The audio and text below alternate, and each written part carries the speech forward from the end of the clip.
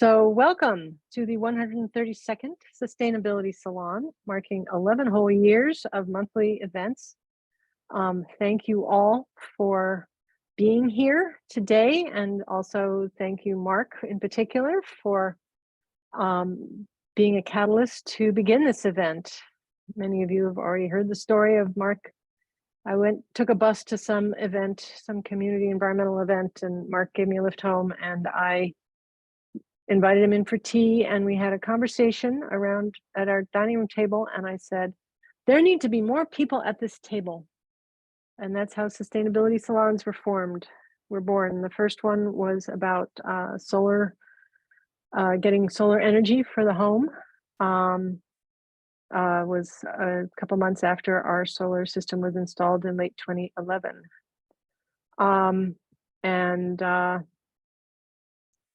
So Mark has been with us through many salons, attending, sometimes speaking. Yes, our solar system. Thank you, Mark. I am a planetary scientist by training, so I always do notice that. That's why I sometimes call it a solar installation, because solar system is like when people mispronounce the planet Uranus, and everybody has to chuckle because third grade humor. So, and I need to make another Michele. I'll make co-host, so either Michele can share slides.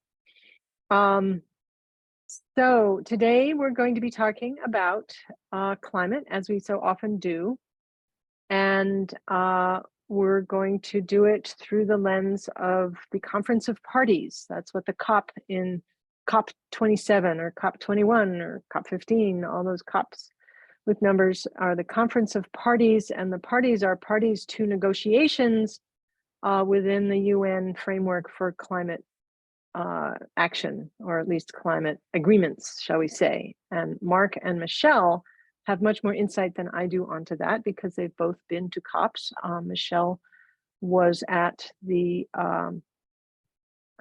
COP27 in Sharm el-Sheikh, Egypt, just last November. And Mark was at COP21, and Josh was at, there he is, COP27, and I don't know, were you at previous COPs, Josh? Or this was your first one? Okay, so, and Neil Donahue, my spouse, will be with us probably in and out in his own Zoom window, and will be, why don't I spotlight me for these introductions because everybody else can have their own life. So Neil will be here on and off during the course of the proceedings. He's unavailable right now, but will be joining us, and he hasn't been to any COP conferences, but goes to plenty of other conferences, let me tell you. And he is, among other things, a climate scientist. So if we have technical questions about what some of the numbers mean and what some of the implications of some potential actions mean, he would be a great person to have on hand during those parts of the conversation. So we're going to start with Josh, who was there presenting work of Josh Nauer, who I will bring up here as with our spotlight. Josh Nauer, hello down the street. Hello, hello. If those wind chimes ring, I can hear them, presuming they're outside your windows. And Josh is, I've always called him a serial eco-entrepreneur, but now he's also a business consultant and does a lot of work with making corporations better places for people, but also helping do a lot of good work through business. And many of us have heard of carbon offsets and carbon credits and that sort of thing. Sometimes you have an opportunity to pay a little extra money if you're taking an airplane trip to cover the carbon emissions of that airplane trip. And Josh, that's a very simplistic view. Sometimes those things are trees will be planted somewhere, but it only costs like $1 to create a seedling and plant a tree. But will that tree be tended? Will that tree mature to where it is actually sequestering a lot of carbon? A little baby tree does not do that, and most seedlings that are planted probably die. So Josh has a lot of insight on carbon markets, and if you want to add anything more by way of introduction, Josh will be speaking first with a reprise of a talk that he gave at COP and other insights that he has about this general field. And then we will hear from Michele Fetting, who was also at the COP27. And I guess I'll bring you up just to introduce us all.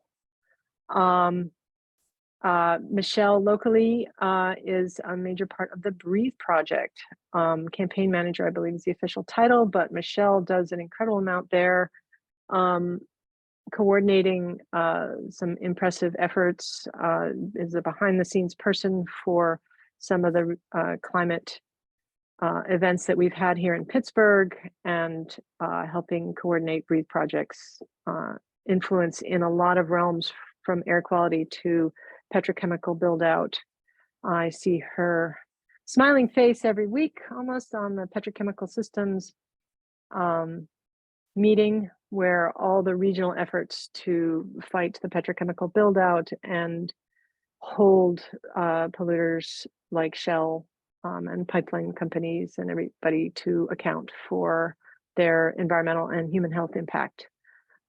So if you have questions about what's going on in that fight, Michele is a great person who is on top of everything and has her finger on all the buttons. And then Mark Dixon, who I mentioned before, it was part of the origin story of Sustainability Salons and has been with us. We have shown some of his films. He's a local documentary filmmaker and activist around climate and air quality, especially. Has helped get going the Eyes on Shell monitoring project to, as I said, hold Shell to account. You know, they've already, in their first couple months of operation, used up more than their year's allowance of pollutants of certain kinds. Yeah, we're so surprised. And so what are they going to do when they really start producing a bunch of plastic? So Mark has some insights on COP, and he's also, you know, may help facilitate Q&A and help carry the discussion forward.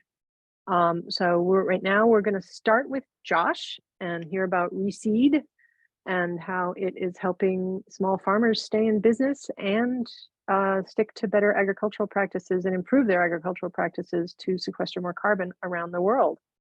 So Mark, anybody who has questions or comments, stick them in the chat.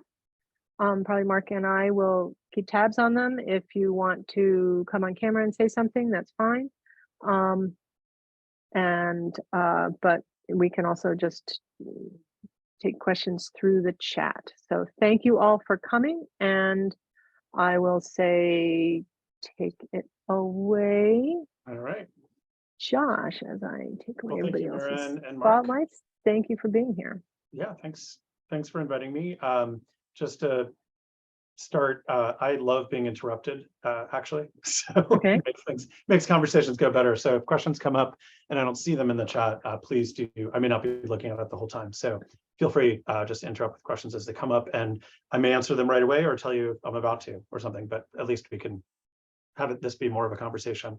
I think also, just as a background, I'm going to talk a little bit about my experience at COP as a new first-time attendee. I was actually quite surprised by it in a lot of ways, so I thought I'd share some of those surprises. And also, just for background purposes, I'm probably most known for being an entrepreneur in the social and environmental business space. Been doing it for the past 30 years, but I've also, and it's relevant to the COP part, have been working with, I've started and also work with a bunch of different NGOs around the world on different issues that I care about, and also have been involved on the government side of things. I was a science and technology advisor to President Obama, and specifically helped write a bunch of position papers and whatnot that were one that was actually published publicly on ecosystem services and monetizing ecosystem services using markets to try to help drive ecosystem services in the direction that we want towards helping with climate change. So with all that background, I was invited to COP by the country of Sweden to speak at their pavilion and talk about sort of the next generation of carbon credits. And it was going to be very exciting. We had a bunch of farmers that were going to be coming because that's who I work with, which I'll get into in a second. And a week before COP, we got the notification that our event had been canceled because Sweden and much of the EU was having a bit of a spat with the government of Egypt. And I don't know if everyone remembers all this, but at the early days of the COP, Egypt was starting to arrest climate protesters and was shutting down events that did not have heads of state involved within the center area of the COP. And this is where I have to say all of that came to me, a week before I was heading out to Egypt as a bit of a surprise. Also made me ask a bunch of questions. Wait a minute, what do you mean there's a center part of COP and there's a blue zone and a green zone and what is all of this? And so that's the perspective of which I'm going to explain what I saw, and I'm going to show some pictures. But basically, the way COP is not some small group of just nerdy climate negotiators or environment ministers getting together and deciding things. It is a mega event with tens of thousands of attendees and taking place over very large geographic area with, within this very small town called Sharm el-Sheikh, which is, for those that don't know, is at the southern tip, the Sinai Peninsula. And I believe, somebody help me here if I think I'm getting the numbers wrong probably, but I think the population was 20,000 people, maybe 50,000 prior to COP being announced. It was a sleepy vacation destination where many of the rules, sort of hardliner rules in Egypt were not enforced because it was considered a place where foreigners came. You had a lot of Israelis come down. So, this notion of conflict and all the rest, this is a place where everyone just went to chill out and vacation, and a lot of rules around alcohol, about consumption of marijuana, like all kinds of stuff were never really enforced. And the government just sort of protected it and left it alone, as an economic center. So here comes COP, and I forget what the final numbers were of attendees. So somebody else, but we're talking tens of thousands of people coming and descending on this area that, barely had capacity for maybe 5,000 to 10,000 extra tourists. And so it was just a very surreal experience. Yeah, thank you, Maren. And please, the numbers I'm giving are estimates. I'm not the numbers guy on this type of stuff. I'm just giving you general impressions, but 54,000 people, and then probably another, I don't know what, 30 to 50, I don't know how many people showed up at the actual COP. Somebody else will write the number out. There you go, thanks. But the point is, this entire town and every single building in which the COP took place did not exist 6 months before COP happened. It felt like a spaghetti Western movie, with like literally fake, fronts up on the main street of town kind of thing. And it wasn't actually that, but it was close.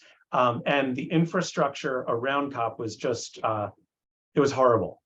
In terms of it was not sustainable, it was not well designed, it was not well put together, and there were lots of little mini disasters happening all throughout COP that were affecting the attendees' experiences. Anyway, that's just an impression that I had, and doesn't really say much about it. Just odd how they chose the location. To me, that it just seemed that was one of the first things. The other part of COP that is interesting is that it actually felt a whole lot more like a World's Fair than it felt like a serious, nose to the grindstone, social, environmental event of any sort. And so companies and organizations, NGOs from all around the world, companies from all over the world, and countries from all over the world spent millions and millions and millions and millions of dollars setting up these very elaborate displays about for their country. So what I'm going to do is share my screen. I don't have any like photo albums prepared or anything. I'm going to scroll through just a few photos that I took just to give you an idea what it was like, because it was so unlike anything that I thought it would be ahead of time. So let me just share my screen and quickly. Okay, so Maren, are you seeing, hold on, you will in a minute. Not yet, but it's coming. There you go. Okay, we see it. So Sharm el-Sheikh is known for as a resort town. So not lots of, but a bunch of places like that are sort of like, this is a very actually famous hookah bar kind of place where they have sheesh and all kinds of cool things and drinks and all the rest. That basically you can, and it just has this very funky vibe with big boats and all kinds of people and all the rest. Ironically, and tragically, literally during COP, luckily after I was there, this specific bar, which is a fairly well-known one, burned to the ground. And burned to the ground, and the fire departments couldn't get there because of the traffic around COP, vehicular traffic around COP.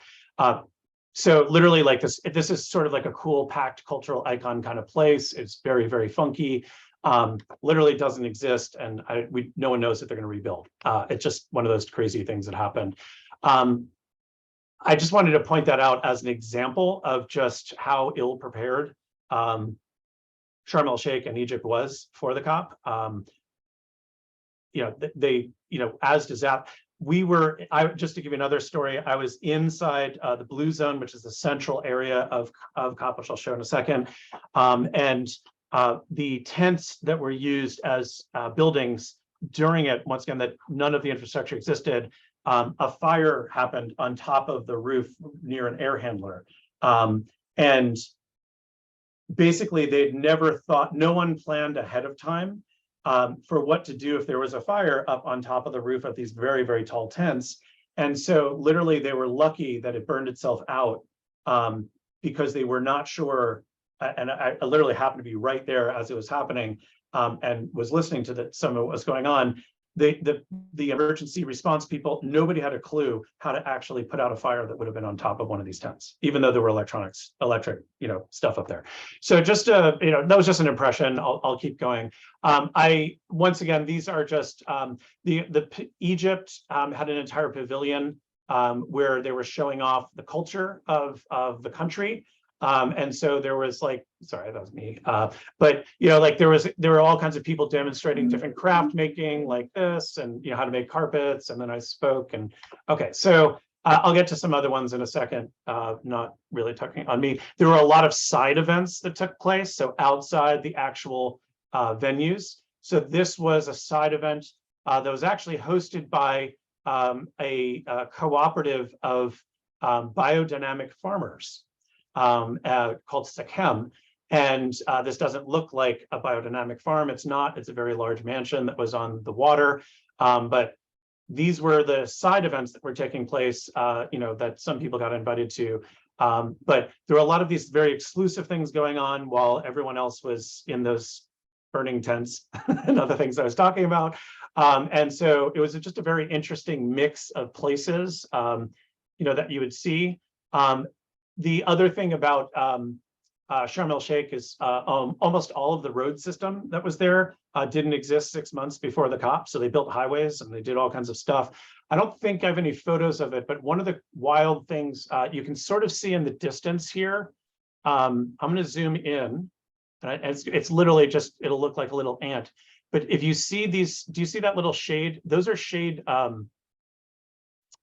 towers, basically. Underneath those shade towers, every 100 meters or so along every single highway in Sharm el-Sheikh, there were soldiers. And the soldiers were facing out towards the mountains. And I learned after talking to some government officials that this was happening. That basically 3/4 of the Egyptian army was on the Sinai Peninsula protecting Sharm el-Sheikh. And basically, they were very, very, very concerned about terrorist attacks from the mountains, because I guess ISIS and there's a whole bunch of other groups that are against some that are, against everybody, some that are just against the Egyptian government. But basically, they were very worried that there would be an attack. As far as I know, I don't think there were any. But it was, once again, as an American, something you don't normally see. So you can see here, I was invited to speak, but let me just keep going through these photos for a second. Sorry, some of those are selfies. And oh yeah, by the way, outside of my hotel where I was staying, this is fumigation for mosquitoes that was happening. I believe this is DDT, but I'm not sure. But basically, they went by on a little lawnmower thingy, spraying this out the back, reminiscent of the stories my dad used to talk about in Brooklyn, when he would chase behind the vehicles that were spraying DDT behind. It was horrifying to me, and not that great. But then the other part that I just want to show is this is what sort of being inside of, this is, I think, the blue zone, which is the blue zone is the center of, this is the, special access area. Special access being 10, probably 20,000 people, I think, had access to it or something. But basically, in through here is where all the government and corporate and NGO pavilions were. And then those pavilions were very much exactly like this was the Egyptian one. This is just one of the Egyptian ones, but basically they had very large areas of these, that's the tent system that I was talking about, that you would see. This is what it looked like inside. It literally looks like a big trade show. And each country and anyone who wanted an exhibit there, we're talking, tens and tens of thousands of dollars just to have the exhibits, the space. And then you have to spend, much, much, much more on, all the displays and all the, getting your people there and all the rest. We're talking about probably hundreds of millions of dollars we calculated were spent just on the displays and the staffing of those displays, because there were probably a good 1,000 of them that were there. And this is the Italian pavilion, and each pavilion had a display of things. They usually had a little area for presentations. I didn't get a picture of the Swedish one, but that's where I would have been giving my talk, but that was canceled. And what was interesting is just how diverse and from all, I mean, literally every aspect of the world, every group that you could imagine in the world was there. But you'll note none of these photos are from where the actual negotiations were taking place. This is, I believe, the building in which the negotiations, where people were actually negotiating, and these were breakout sessions of different groups. This is a group of youth, specifically indigenous youth, that I was sort of affiliated with, and they were caucusing at the time to figure out a strategy for going back in and as part of the negotiations. But also incredibly large, very not eco-friendly, just once again, none of these buildings, this pool, like none of it existed before the event took place. People talking, business cards I got, okay. So anyway, that just gives you an idea. I have lots of other photos and other things. I mentioned that I did end up speaking, and basically once I got my access back to the Blue Zone, basically I started getting invited by a bunch of different folks to talk about what we were doing. This is, I was invited by the Central Bank of Egypt to come and talk about our model for working with farmers, which I'll get to in a second. And then I ended up giving 3 or 4 maybe different presentations to either invited on pavilions or to actual groups of negotiators talking about basically a new way of doing carbon credits. And you don't need to see a video of me doing it, but that's just a gist of what that was like. So I'm going to pause, and the next thing I'm going to talk about, I'm going to go into a little bit more is the actual topics that I was talking about around carbon credits. But does anybody have any questions? Are there any questions yet about the COP, the layout of COP, or just sort of the vibe of it?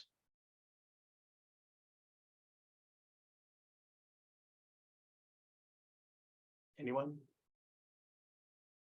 We had some discussion in the chat about your comment of 3/4 of the Egyptian army sitting under those shade poles. Now, from your photo, it looked like the shade thing was pretty high off the ground, which meant that the army had to move around over the course of the day. They did. In their little clump. I asked that question, Maren, very observant. I asked that question because I'm an astronomer. each one of those had a person or two with like a mounted machine gun on the ground kind of thing. And basically, and once again, I'm not a military person, so it was one of those things where they were holding it with two hands, and it was big, not like just a little rifle kind of thing. So basically, I asked about that. I'm like, well, why don't you make a bigger tent so that, and actually it was specifically so they would not fall asleep on the guard duty, was the answer I got, which I found interesting.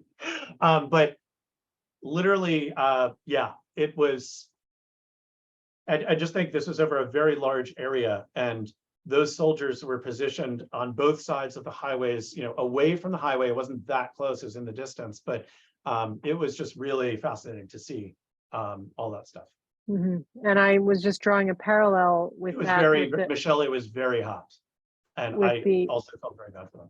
Yeah, the reminiscent of, I was at the Pittsburgh Racial Justice Summit Thursday and Friday, and there were armed guards. And at one point I chatted with them. So is this because the participants might get rowdy, or because we might be attacked in a tree of life scenario? And they said both, but more the latter. Yeah. And that is a sad testament. Totally.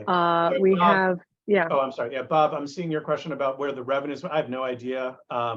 And I guarantee most of it went to middlemen and the types of consultants you find at these types of things. I don't know how much the UN got, or I literally have no idea about that. And if anyone else does, that's great. But I don't know the answer. I apologize. Okay. And Greg, you have your hand up? As does Mark too, yeah. Mark, but Greg, do you want to go first? Yeah. So you mentioned it was like a trade show. I mean, what kind of things were being advertised? I mean, was it, come visit Italy, or, investment opportunities in North Carolina, or what? So the country, my experience anyway, was that the country pavilions were all about bragging about what they were doing for climate change, and how beautiful and environmentally friendly their countries were. And that was just across the board. There were companies that had, and lots of companies, so lots of oil companies, lots of fossil fuel industry. Sorry, I should have actually said this. This COP, I mean, my observation was bought, paid, and paid for by the fossil fuel industry. I mean, there's not even a question about their influence, both in the negotiations themselves, outside and around everything. Everything was sponsored by a BP or a Shell or by somebody, some huge oil conglomerate. And then, of course, there were also,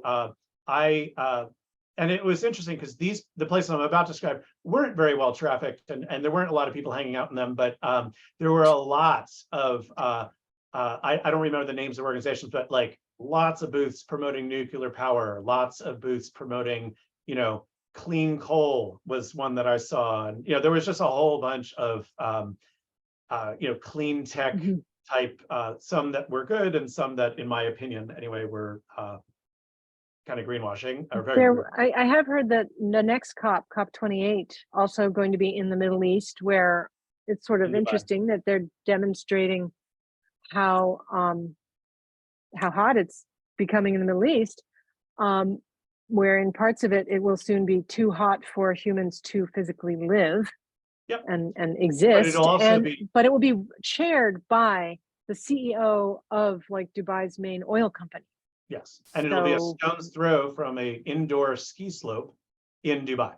So, I mean, basically the ironies of this are, and irony is not the right word. We're way beyond irony at this point, but it's, I'll get to my, I mean, my opinion of COP is that we're past government. Like, it's no longer government that's going to be solving this problem. And I have a feeling that's probably maybe a controversial statement here, but very, very clear to me that governments are not going to do what needs to be done, and that COPs are kind of a show. And I'll explain my experience there and sort of what happened for us. But Mark, you had your hand up though at some point. Oh yeah, just tiny little reflection. This is all really fascinating, Josh. I really appreciate just the inside take and look forward to Michelle's inside take as well. There was huge police presence at COP21 because they just had the massive Paris shooting right beforehand. You know, a couple hundred people killed, and so there was outpouring of all this stuff and troops, military soldiers walking on every public street. The conference photos that you took, they look very similar to the inside of the Paris COP. Yeah.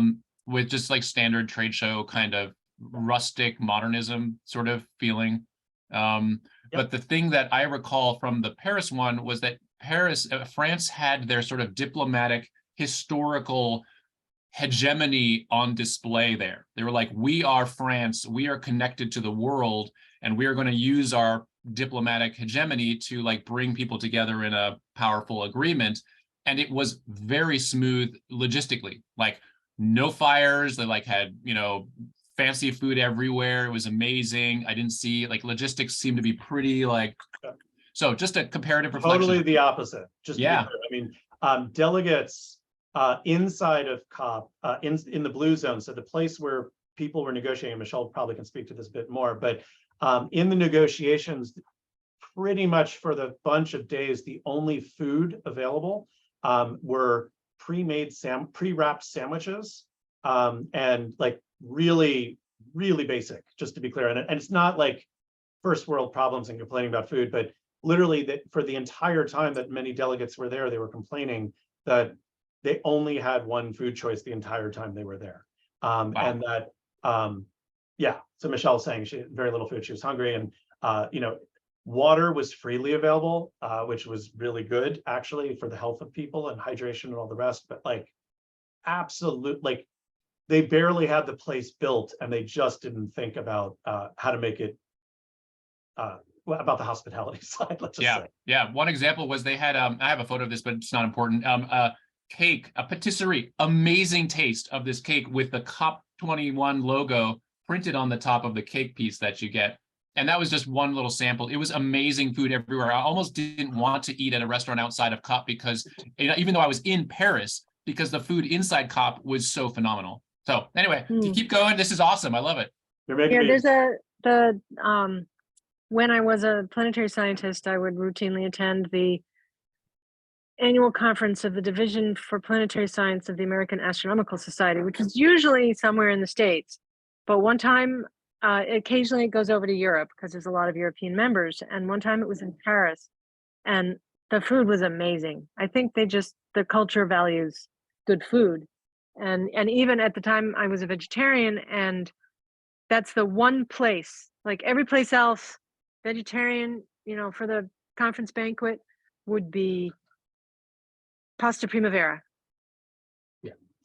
Basic pasta salad thing. And Paris, it was amazing. Every dish was more amazing than the last, and all vegetarian. And the vegetarian menu was just as good, if not better, than the regular meaty menu.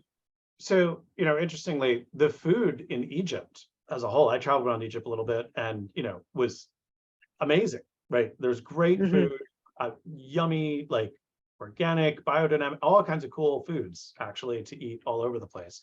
Not at the COP.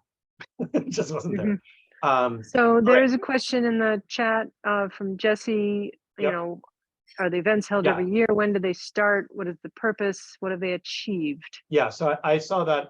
So yes, they're once a year.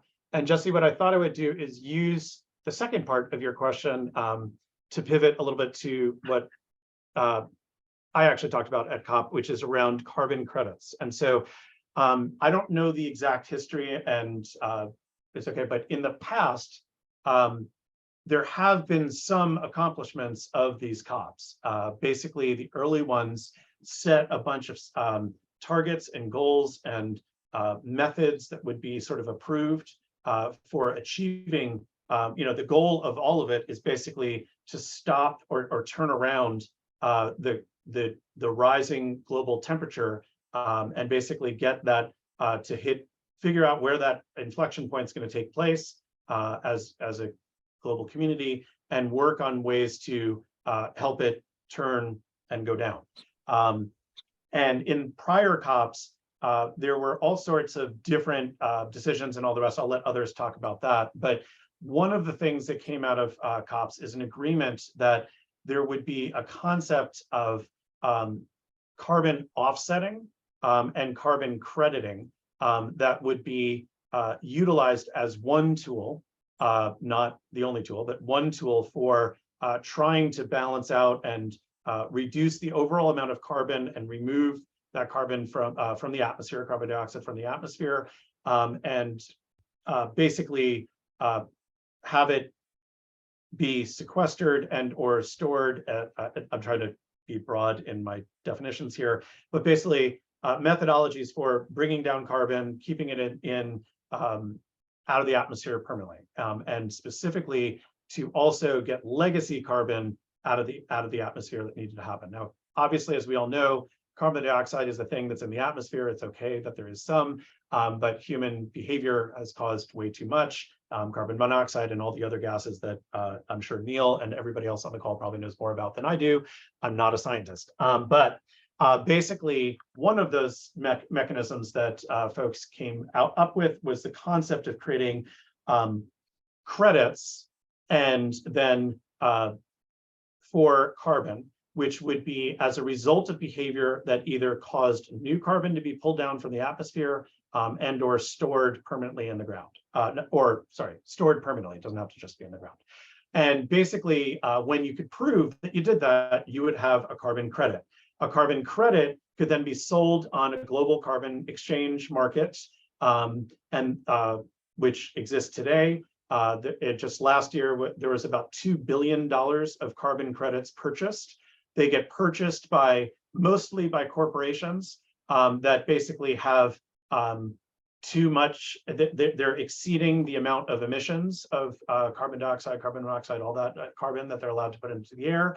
And basically, the ideal situation, which I understand is we are far from, but the ideal situation is that corporations would do everything in their power to reduce the amount of emissions in the first place, and then whatever they get down to that they can't reduce enough of, they would offset. So that's where the term carbon offset comes from, by purchasing carbon credits and basically taking the negative carbon that is over here from the carbon credit and applying it to a carbon balance sheet on their corporate carbon accounting that they use.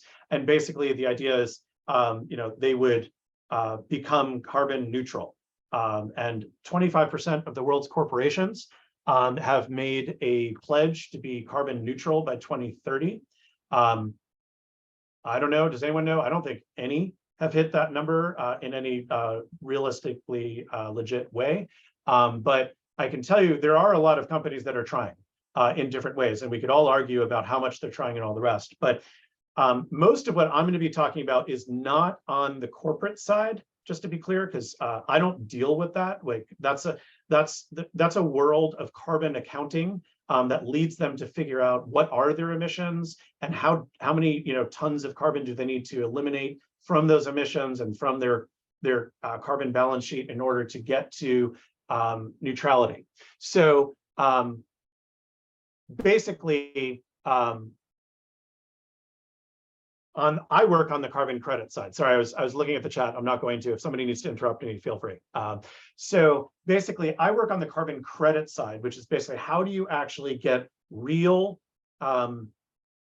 valid, and transparently created so that you can actually audit the creation of carbon credits, and how do you do it at scale that is going to be enough to meet the global demand for those carbon credits that is already exceeded. So just to be clear, there's more demand from corporations to buy carbon credits than there are carbon credits on the market that are considered valid.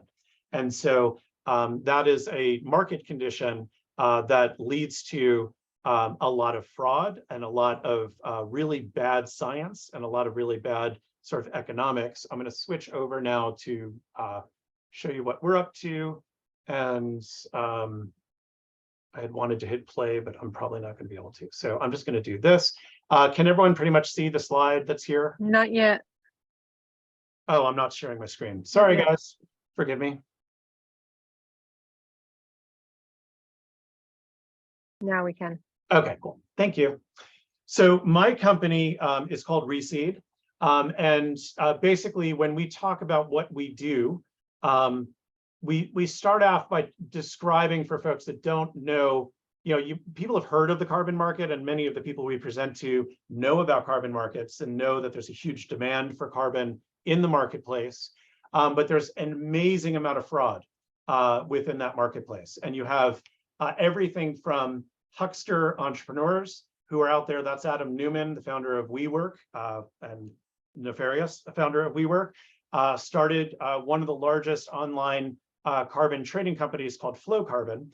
And I will not publicly state, I will just say that Flow Carbon has yet to bring any new carbon to market, and has a lot of issues associated with it. I'll just leave it there. And then you have bands like Coldplay who are trying to, and many musicians that are trying to do carbon neutral tours and basically getting embarrassed because they bought carbon credits that ended up being total BS. And then you have big companies like BP, who is having articles written about them for exploiting Mexican communities trying to benefit from carbon credits. That story is wild, but basically after 3 years, these small, very impoverished, highly impoverished carbon communities in Chiapas in Mexico and other communities basically were made to jump through all these hoops of showing changes that they did in their farming and other land management practices. And per family in a community of several hundred, they received $4 per family for the 3 to 5 years of work that they had done. And yet BP was able to claim all sorts of benefits, and social benefits and all the rest. And it's basically this lack of transparency that is in the market. And so basically, the other part of the carbon markets that is shocking is that they structurally exclude farmers. So some of you may say, well, wait a minute, I've heard of farms in the United States that are considering doing carbon projects, and some that have started. Those are only super large corporate industrial run farms. Basically, it's less than 1%, and in fact, it's actually 0.3% of all carbon credits that are on the market today are sourced from agriculture. And all of that comes from large-scale agriculture. And the reason is that in order to get certified, a carbon credit to market and certified and all the rest, based on the sort of legacy market that's existed, it is really, really expensive.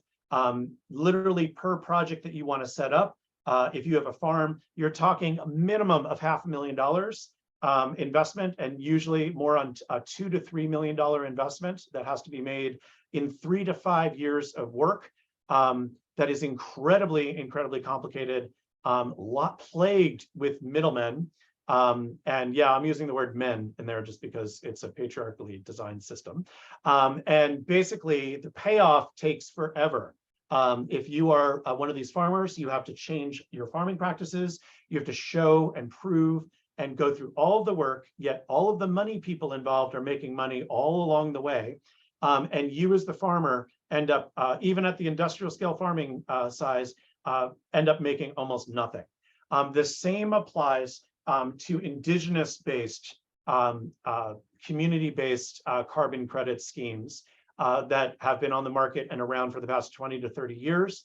No one is able to document to any level of social responsibility, like any metric that would hit high on socioeconomic gains, for example, for local communities and indigenous communities, any carbon projects in the world that have actually come to fruition, that have in fact drawn down carbon and caused local communities to receive fair payments. And so this is why we created Reseed, was basically to disrupt this entire side of the market. And I'm not trying to pitch the company. There's nothing, I'm not here to ask you for anything. I'm just letting you know about what we're up to. But basically, our focus of what we do is we focus on financially incentivizing carbon management for smallholder farmers. And the idea is basically help them add to their existing revenue that they receive from selling of crops from their land, and enhance it by adding another layer of income for the ecosystem services that they're providing that right now the market is valuing carbon. We could talk, by the way, if somebody wants to ask me later about biodiversity credits, because that's coming, but we're right now in a market where there's a very large market for carbon specifically, and so that's what we manage too. Managing to carbon on a smallholder farm, just to be clear, has massive co-benefits with biodiversity, socioeconomic improvement, and lots of other co-benefits that everyone generally wants to see. So we make it very easy for farmers to.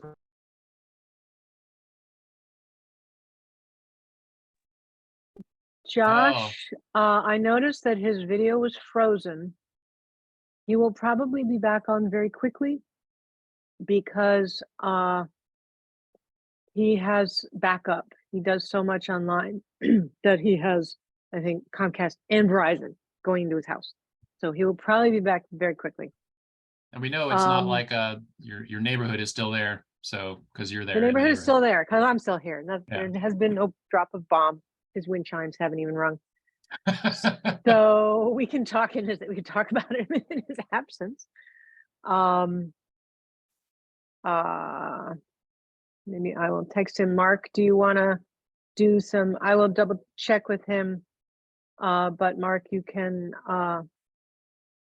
you can even just bring some of the chat traffic into the video, or Yeah, for people so, who aren't on computers and can't see it. yeah, there's some concern from Christine about carbon offsets and reforestation. The oversight is incredibly loose on the reforestation side and is largely self-reported from what I can tell. And the players out there are tasked with offsetting, are outsourcing to smaller partners who don't really have much capacity for maintenance and reporting on survival rates. And Christine is someone who knows a bit about trees and reforestation with her Plant 5 for Life thing. Yes. So now, do you want to add a little comment to that, Christine?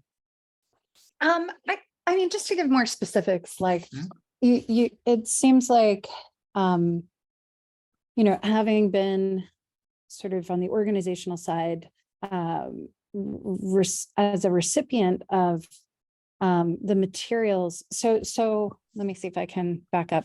There's like an organizational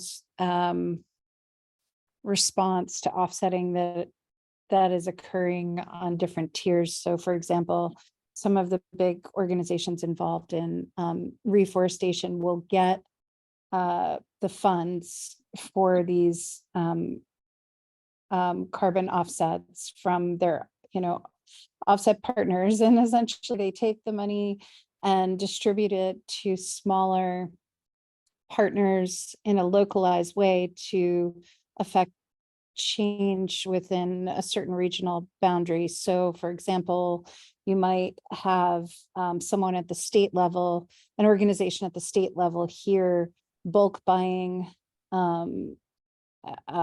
like trees and so on, and distributing those to partners all over the state, and tree planting supplies and so forth, with that, no other extra funds for maintaining those trees. And they just simply collect sort of information as to where those trees are being generally placed. And then those trees, you as the recipient of those supplies and trees are supposed to just say, generally this many were planted here. And there's no follow-up in terms of like, well, what % has survived over a certain amount of time, that kind of thing.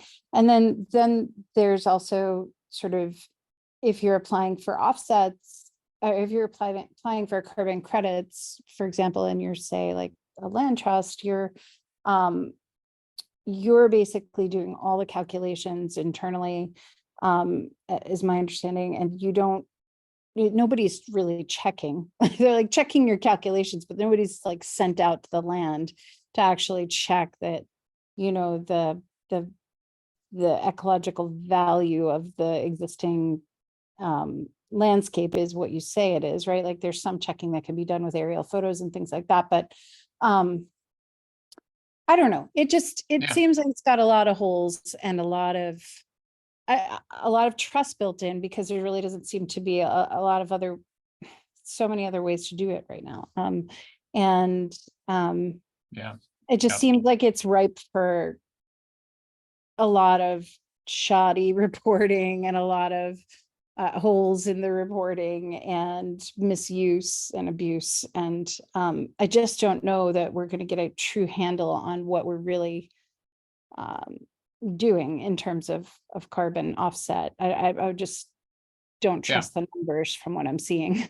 So Neil has a comment about that, but Neil, before we jump to you, and you've got some great stuff in the chat that I'd like you to weigh in on. I think that's where there's lots of fraud, there's lots of problems that can be that I think Josh will speak to. Like, it's a business opportunity to address the fraud and and corruption that is potential in that zone, and also the overall goal remains really important and market enabling if we can get it right. So yeah, totally here. There's huge issues. And just in the last week, there were major headlines of problematic offsetting. I'll try to see if I can dig that up, but go ahead, Neil, take it away.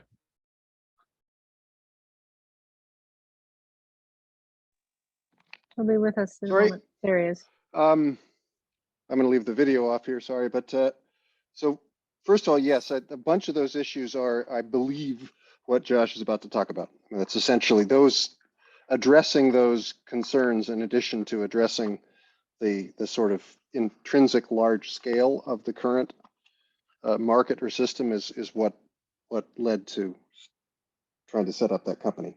And I think he will discuss verification and all of that. So those are right on point. Stepping back a bit from the sort of climate scientist perspective, I am allergic to the term offset. And I put into the chat you are never, ever going to stop climate change by buying and planting a tree. That is just not going to happen. You cannot offset fossil carbon emissions. You can't do it. So I try to split the problem in two. The first part is it's getting hotter almost entirely because we're burning fossil fuel and dumping CO2 in the atmosphere from doing it. That's why it's warming up. When we stop doing that, which is carbon neutrality, it will stop getting hotter. It will not cool back down. So if we stop doing that and we're 2 degrees hotter, it's going to be 2 degrees hotter for the next 100,000 years. So if we want it to get colder, then we need to get some of that back out of the atmosphere. And that's essentially where things like this come into play. You go carbon negative. But that's just my own simple perspective on it. Neil, it was my understanding in the research that I was doing for a COP21 that there is enough heating baked into the system that we're going to keep warming for years after we turn the corner. Or what's the latest on that? It's actually, the simple answer is no, because that's why I'm very careful to say emissions. There's a concept that we call the transient and equilibrium climate sensitivity. If you if you kind of read climate science, and the general idea is the ocean's a flywheel and it's going to warm up, and so if the warming ocean it takes a little while to kind of settle back down after you stop emitting, which kind of makes sense. But actually what happens is the same thing that's taken heat into the ocean is taking carbon dioxide into the ocean. And those two things are more or less, I think of it like, if you gently engage the clutch and also press on the accelerator. I'm using an image that is rapidly vanishing from the the muscle memory of anybody in this call probably, but that's kind of what goes on. And so the way that climate scientists historically have figured out what the way the system is going, it's a nice science experiment, is we will double or quadruple the amount of CO2 from pre-industrial. So you go from 280 parts per million, which is the pre-industrial value, and you go up to 560, or you go up to 1120. because you get a nice bigger signal. It's easier to see in the model and it's linear enough. So, and you hold it there, right? So you go up to 560 and you keep it at 560 forever. And then your climate model takes a while to get up to speed because the bloody ocean is getting hotter. But that's actually not the way the real atmosphere ocean system really works. If you emit a chunk of CO2, a lot of it initially goes in the atmosphere. There are details of it, but basically about half of it you ever really see in the atmosphere.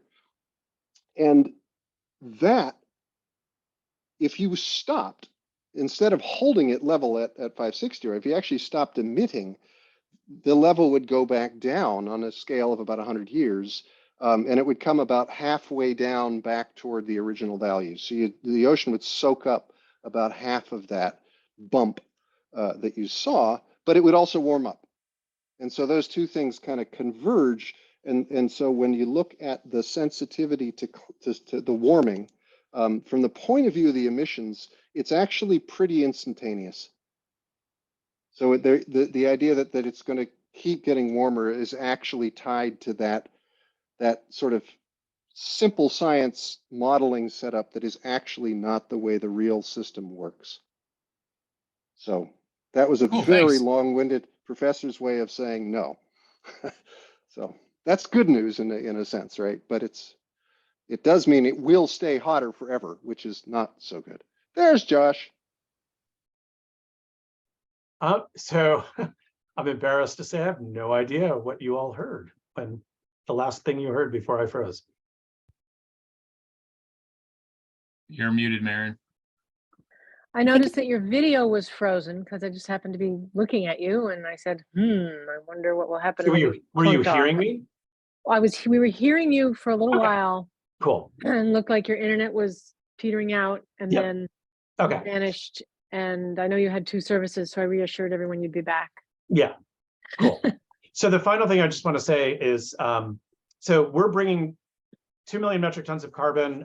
One other thing that we're doing for the economists in the crowd, we've decided not to play the marketplace game and the commodities market game, and we're setting a fixed price for carbon globally.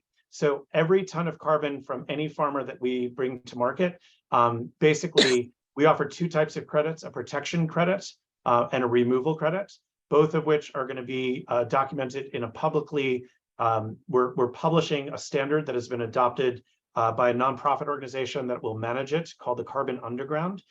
So our company will no longer be, we're not going to be involved in the governance of that credit, which is very important for us having a bit of an arm's length from that. But basically that carbon, those 2 carbon credits are new types of carbon credits that are being brought to market.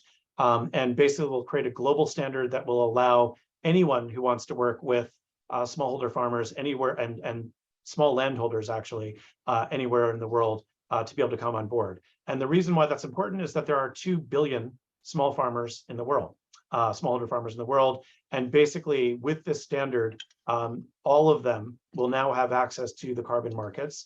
And yes, in the beginning, they're going to need to work through a company like Reseed to get access to it.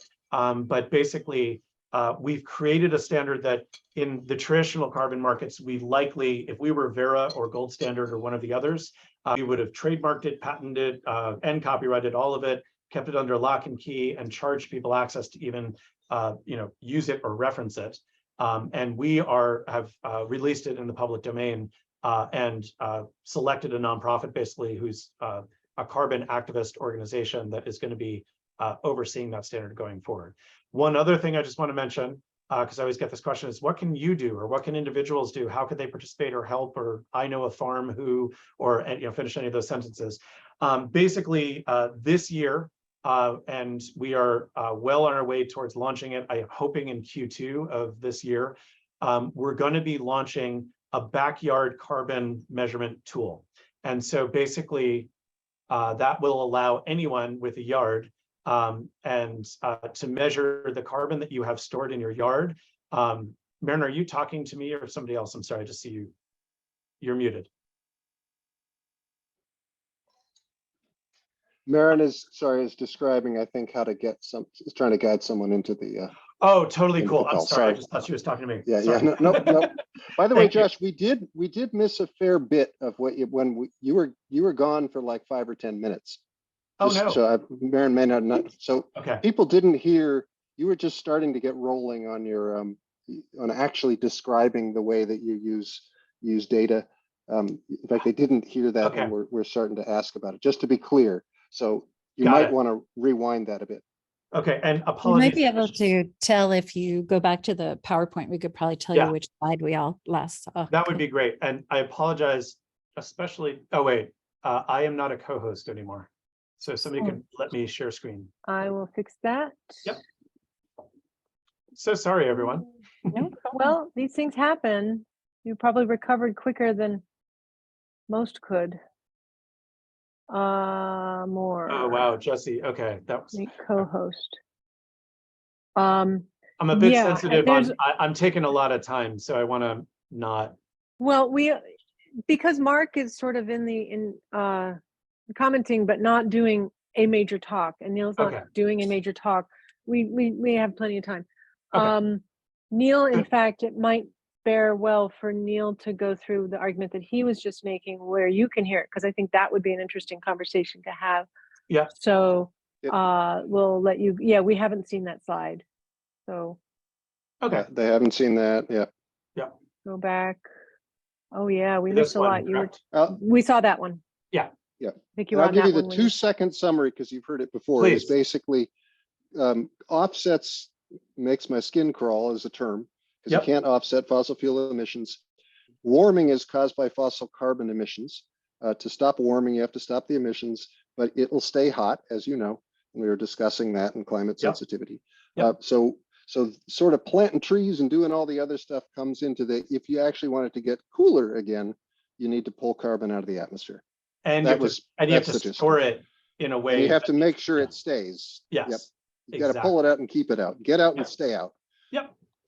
And as Neil and I have talked about in the past, and Neil, by the way, since our last conversation on your porch, been hearing a lot about this, which is really, I'm really glad because many of the other scientists we're working with are talking about it, which is understanding that on farms, when you have agriculture taking place and photosynthesis and respiration and all the other things that are going on, there is not a steady state of carbon. There's a breathing of carbon that takes place, if you will, that's my language for it. But and basically making sure that we're measuring both the highs and the lows of the normal steady state as well as the change state is just a big part of the science that's involved in a lot of the work that we're doing.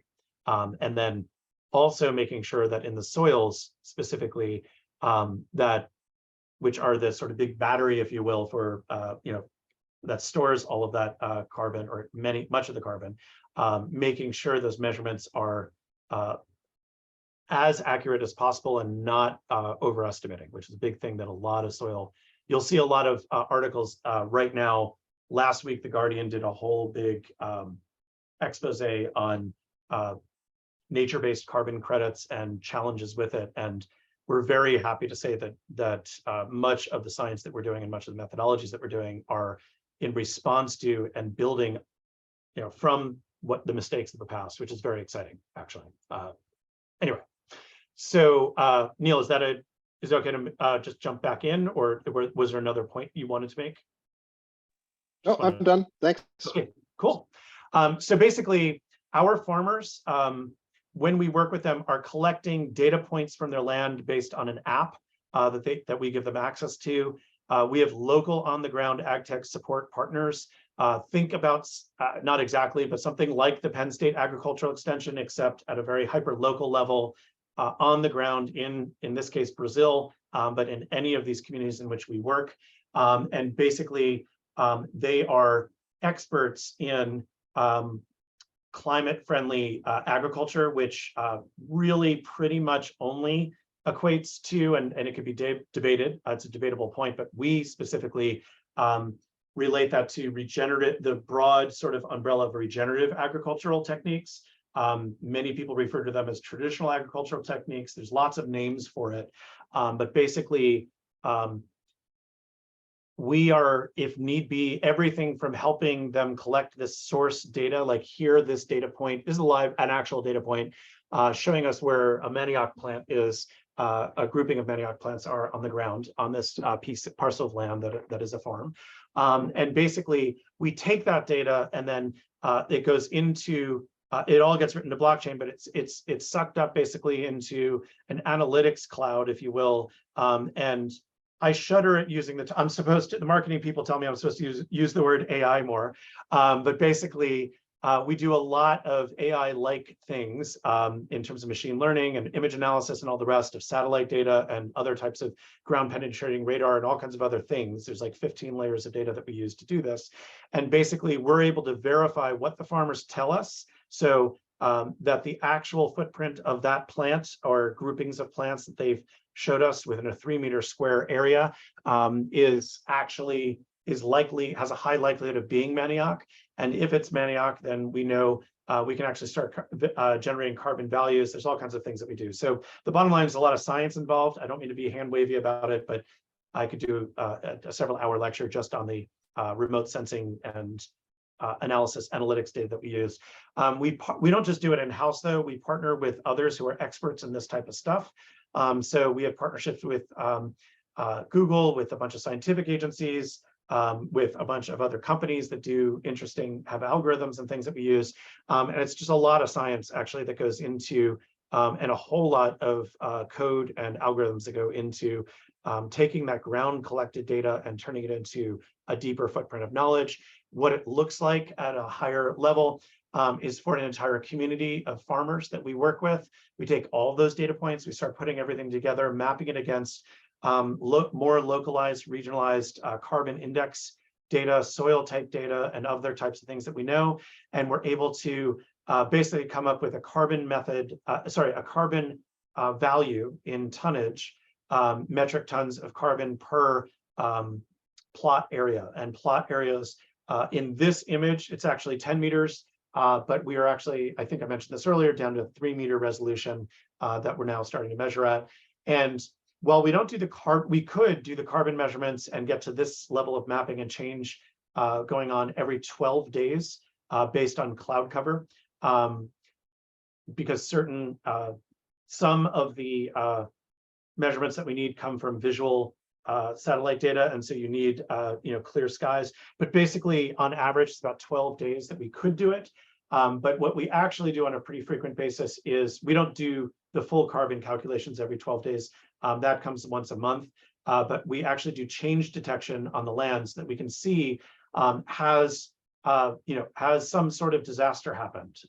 Has the farmer cut down a bunch of trees? Has a flood occurred? Has anything that's a change basically to the landscape that causes an alert in our system? And frequently we're sending out our ag tech partners to go and talk to the farmer about what's happened. If the farmer has a natural disaster that has occurred, we actually have an insurance system built into it so that they don't lose the economic payments that they would have received. There's an entire methodology around that, but basically we are very much focused on the socioeconomic sort of well-being of the farmers that we work with. They are our business partners.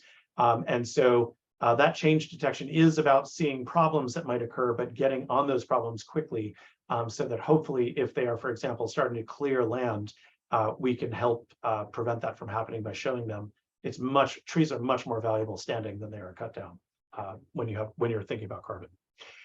All right, so quickly, how the data is used. Basically, we currently have 8,700 farmers that we're working with in Brazil.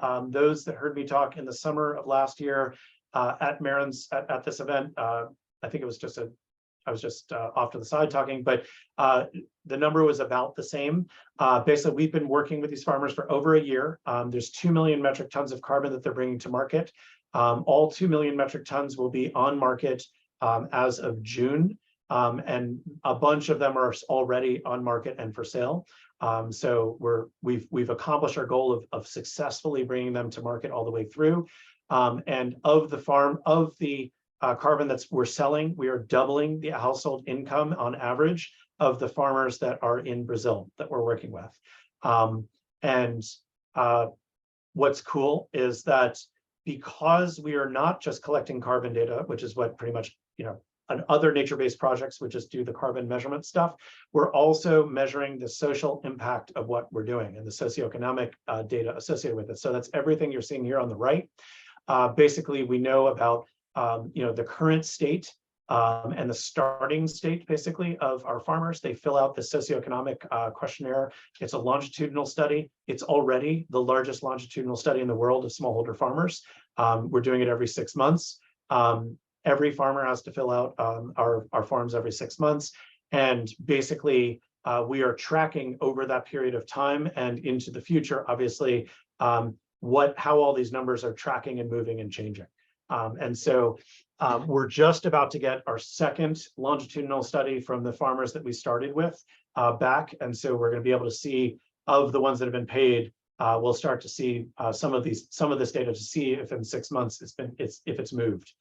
We know income has, but sometimes some of these other ones might take longer. And so we'll find out. We don't know no one knows the answer to how that's going to happen.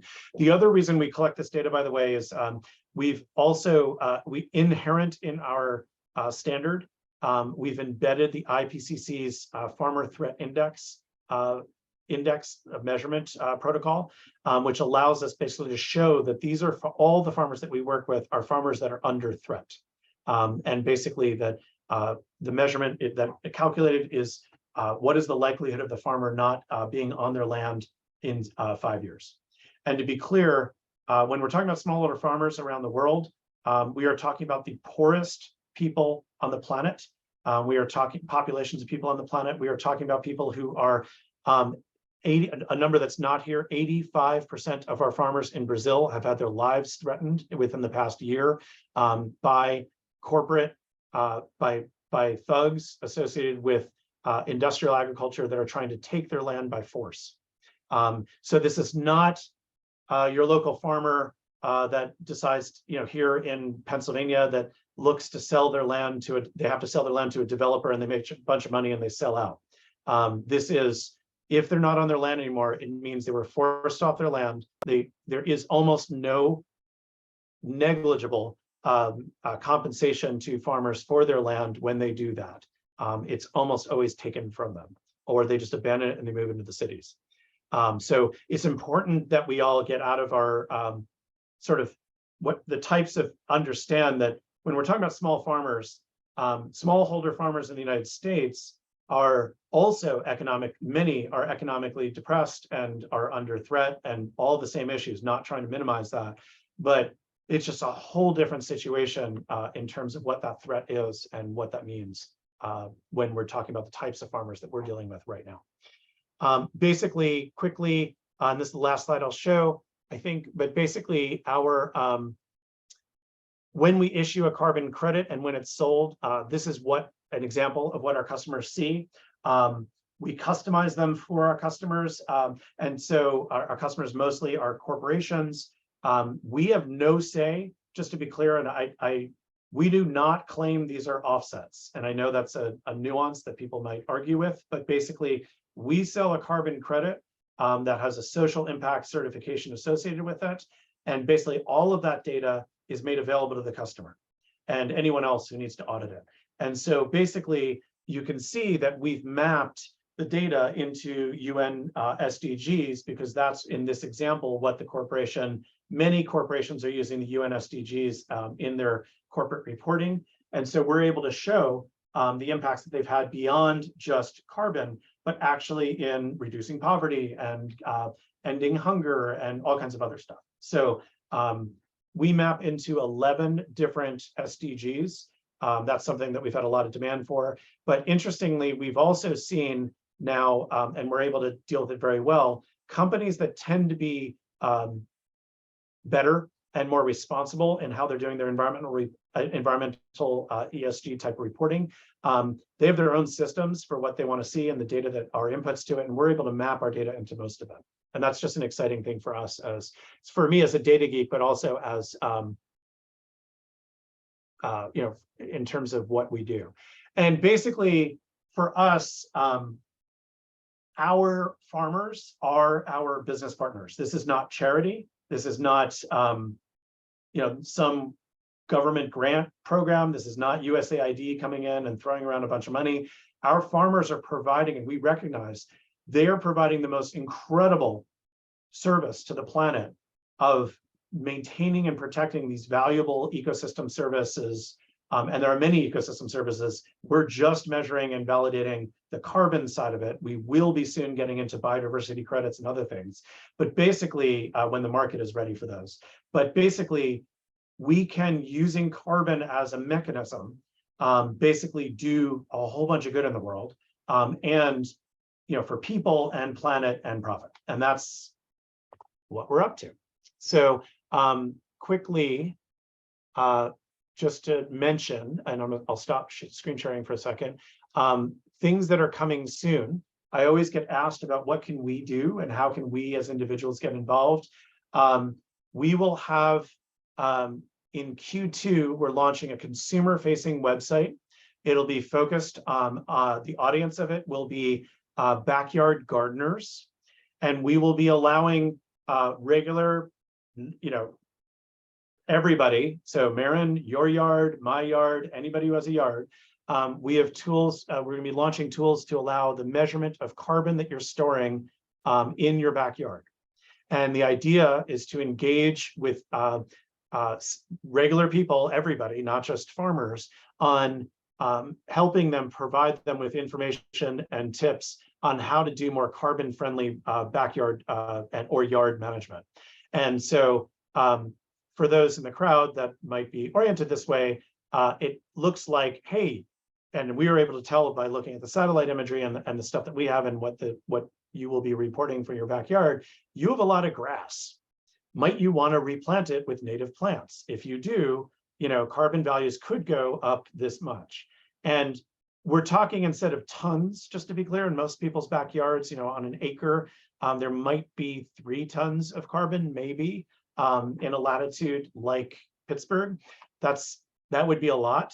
But we're going to be measuring everything and reporting back in pounds to people. And I know that just sounds, that might sound like BS to people, but the goal is not about creating a sellable carbon credit. It's about helping people understand how the carbon footprint of their backyard can fit into the carbon footprints of their lives, right? And how they can get to reducing the amount of carbon that they're causing to emit and using their backyards as part of the help to do that. We all know, I hope we all know, or maybe we should just state it, almost everyone in the United States, anyone who lives in the Western world, on average in the United States, the numbers are debatable, but it's 15 to 20 tons per household in the United States is an average of emissions that are happening right now. There are some estimates that have it up as high as 50 tons per household. So, that's based on your driving and flying and energy consumption and all kinds of stuff like that. But no matter who you are, even if you are technically off the grid, you still are not carbon neutral if you live in Western society. And so it is almost impossible to be carbon neutral, fully carbon neutral, just based on behavioral change. And so we want to basically help tell that story and use our platform basically to engage with millions of people. We'll be launching this new website, this consumer-facing website, with the largest online gardening community that has 150 million members globally. And so our goal is to see how many of those 150 million backyards and gardens we're actually able to measure, and hopefully engage at massive scale with new populations of people who are not yet or may have a feel for what that climate change is happening, but feel overwhelmed and don't know how to engage. And we think it's a really good stepping stone to then hand those people off to, and I don't mean that literally, of course, but hand those people off to then more other forms of climate engagement and activism work. So that is it. And I'm sure there's a million questions. If anyone wants to reach out to me, I just want to offer up the best way to do so is my email. It's I'll type it in the chat. I'll put it, yeah. But here, I want a specific one, Marin, so let me do it. So my email address, and I just put in the chat, is josh@reseed.farm. I've not seen any direct messages or private messages anyone has sent to me in the chat, just because it's flown by and there's a lot going on. So Yeah, and because of you were gone for like 10 minutes, we'll do the Q&A, and Mark will help lead that because you missed a lot going by. Yep. So thank you, Josh, both for that work and for sharing it with us. There was in fact a suggestion that you might be able to give it up at Chatham University. Basically a possibility to speak to probably up at the Eden Hall campus. Thank you, Jesse, for that. So I will certainly share the chat with you, Josh, so that if there's anything that we don't get to talk to, you'll be able to see it, and I can put you in touch with whoever addressed it. So I'm going to bring Mark back in because as you probably detected through Neil's microphone, I was dealing with some backstage helping people get into the Zoom issues, and so we're going to take it back to before you were lost. That's fine. And to make sure that we cover everything. So also I want to note that Mark shared his notes and resources from when he went to COP21 in 2015. Awesome. For the sake of the video, I'll repeat that that was mark@cop21.wordpress.com, and he was really performing a service for our region, interpreting some of the stuff that was flying fast and furious out of Paris and the aftermath of Paris. So thank you for that work, Mark, and I'm happy to re-elevate it into the consciousness. And then so by the way, I'm seeing two questions just in the chat right now. Neil, we measure tons of carbon. So it would be after photosynthesis occurs, and it's already either in the vegetation or in the soil. And we have a whole methodology that we published around that. Perfect. Yeah, good. That as a chemist, I obviously prefer that, but it's just some people.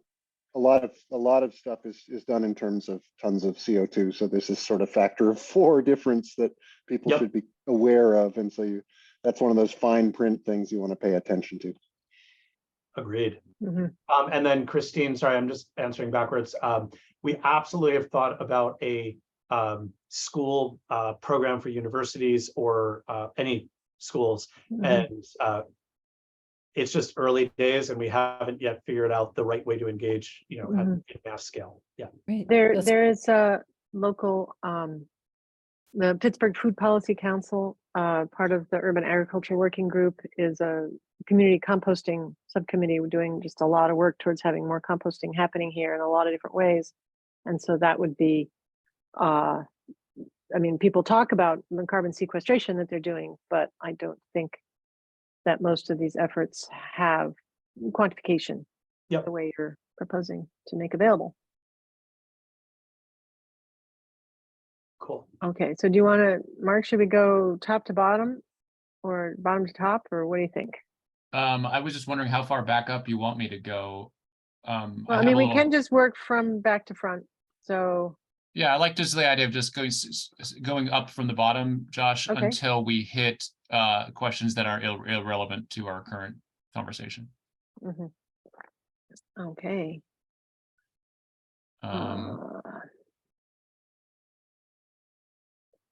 Yvonne mentioned, if smallholder farms provide 75% of food for their country, there must be implications for local food security as large multinational corporate farm businesses take over. So yes, there's many ways to answer that question, actually, but and I do apologize. Food security is one of the really, really big ones, actually, that we look at in Brazil, where we work. I believe it's 75 to 80% of all food consumed by humans in Brazil comes from smallholder farms. There are 4 million of those smallholder farmers in Brazil, and almost all 4 million live at or below the poverty level in Brazil. And that is very common around the world. One of the interesting things you would not expect is we actually are starting to work with some very large multinational corporations that are food companies. And the reason why we're working with them or why they're interested in us, so let's take the chocolate industry as an example. Cacao, most of the ingredients other than sugar, but once again, let's not get into the quibbling of details around this, but most of the ingredients in a chocolate bar that you might consume or hot chocolate you might drink actually are grown. The cacao is grown by smallholder farmers globally. There's really no such thing as huge industrial scale cacao growing that can take place. It's a smallholder activity globally.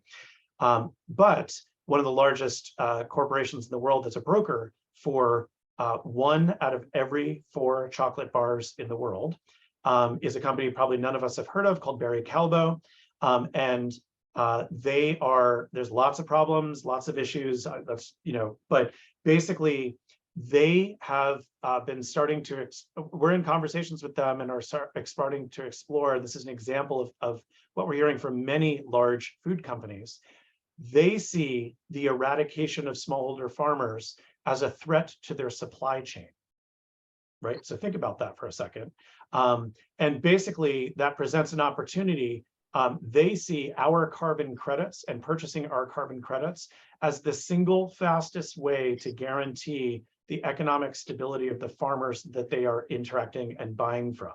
Now, you might say, which would be very valid, well, wait a minute, why don't they just pay the farmers more per ton or per pound or whatever, right, for the product that they're purchasing? Well, a very interesting fact, and this is, once again, why you want to eat local and all the things that we've talked about in these salons in the past about food security, but understand that cacao, before it gets into a candy bar, is traded by, there are 15 different middle companies involved. And so Barry Callebaut or any, Nestle's or whoever, Hershey's, whatever you want to say, has no direct relationship with farmers at all, right? Is that their fault? Could they do better? Of course they could, and whatever. I'm saying whatever only because I'm not here to solve that supply chain problem, but I can tell you they are now buying carbon directly from their farmers in their supply chain, right? So basically, we have the ability to do something called insetting, and it basically allows a company like Barry Callebaut to say, okay, we don't pay a check to a local, each individual farmer that's giving us small amounts of cacao, but we do know who they are. They're out there. That we have the ability to figure that out. They're sending reseed in basically to partner with those farmers to measure their carbon, and those companies are pre-buying the carbon from those farmers. And that is directly increasing their income. It's directly stabilizing their ability to stay on the land and keep producing. And basically, Barry Callebaut, for those of you involved in the economics of all this, they almost don't see it as a carbon purchase. They actually see it as it's a small price for them as far as they're concerned to pay for stabilizing their farmer base. And that's just an interesting market force, basically, that we have decided to hack and take advantage of. And so that allows us, for example, because of all the other data that we're collecting and delivering to companies, it gives Reseed a competitive advantage over every other company that's in the carbon credit space, because our carbon credits come loaded with all kinds of other co-benefits that many of our customers actually really care about. Okay, we want to just grab a couple of the most key questions, I think, at this point, because Michele does have an end time constraint as well, and we want to give her a goodly amount of time. So are there any that we want to? Christine asked a question about the average change of % of carbon stored per hectare.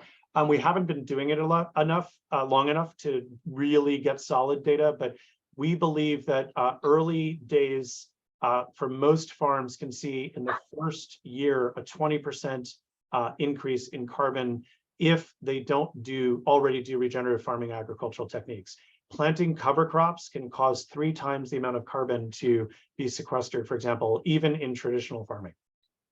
Thank you. You know, and no-till farming and very basic techniques can lead to very large increases, but we don't know what that averages out to over time.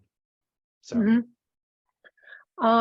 did you see Christine's more recent question having to do with feedback effects of the climate change causing farms to lose their crops to fire and maybe change what they grow or lose out entirely? So basically, I'm not a farming expert. I'm not a farmer. I just want to be clear. I have a little backyard garden. That's about it. But from the experts that we work with, regenerative agriculture is the best possible chance, and traditional agriculture is really what it comes down to, is the best chance that farmers have for remaining and creating resiliency on their land. And that doesn't mean that it's that many won't be wiped out by fire and flood and all kinds of other issues related and pests and all the rest. But the best chance for surviving is regenerative agriculture. The diversity, just to be clear, each of the farms, of the 8,700 farms that we work with currently in Brazil, there's 140 unique vegetative species on those lands that are crops that they are producing. And each farm averages about 20 different crops that they're growing, in, you know, whether it's nut trees or manioc or whatever it might be. And even just the diversity of what you're growing and mixing of things together causes resiliency to take place in some instances. Josh, And if I you're, guess what yeah, I go was, ahead. sorry, Mary. What I was getting at a little bit too is how does it affect maybe I'm not fully understanding carbon credits, but how does it affect the credit? Like say, for example, in that certificate that you issued, right? Like you said, this farm has, you know, secured this much carbon. Like, do you, and I know you said you can sort of reevaluate the parcel if you wanted on 12-day increments, if I understood correctly. Yep. How does, like, say there was a significant change to the landscape because of a storm, or I don't know, they're just finding crop failure due to whatever, insect infestation or whatnot. And I know there's some diversity built in, so it shouldn't be super catastrophic, but if it does it impact the credit, like, and do you have to report out on that, or like, how does it impact the quality or the longevity, I guess is what I'm So our credits are a bit different than others, and that's why we created a new standard for them, but basically, you know, that's being published, but basically ours is a performance-based standard. And what that means is we only issue the carbon credit once a full year of verification of that, whether it was removal or whether it was storage, you know, protection happening on the land has been proven. And that is basically once the carbon credit is issued, let's just say we issued one for 2022. It just happened to be from the full year of 2022, carbon credit gets issued. And on January 2nd of 2023, the farm burns entirely to the ground. The carbon credit is still valid, but basically the updated state of the farm, the next time we're measuring, we have to take into the fact that they've lost now a tremendous amount of carbon on the land, potentially. And I'm saying potentially only because I used a fire example. But anyway, the point is that basically, you know, in that next year, what happened on that land is in fact related. We do continue reporting out to, like if you bought that 2022 credit, you have access to all of the data from that farm going forward. So if your carbon offsetting program does not allow you to count that as a credit, once, you know, a farm burns down or is flooded out or whatever, then you will have that data and you can make that decision. But in terms of as a carbon credit methodology, it's a valid, like the carbon was stored, it is verified that it was stored during that last year. And that is sort of the way, that's the unit of measurement basically that our credits work in. Got it. Okay, thank you. Okay. Lots of good discussion as always.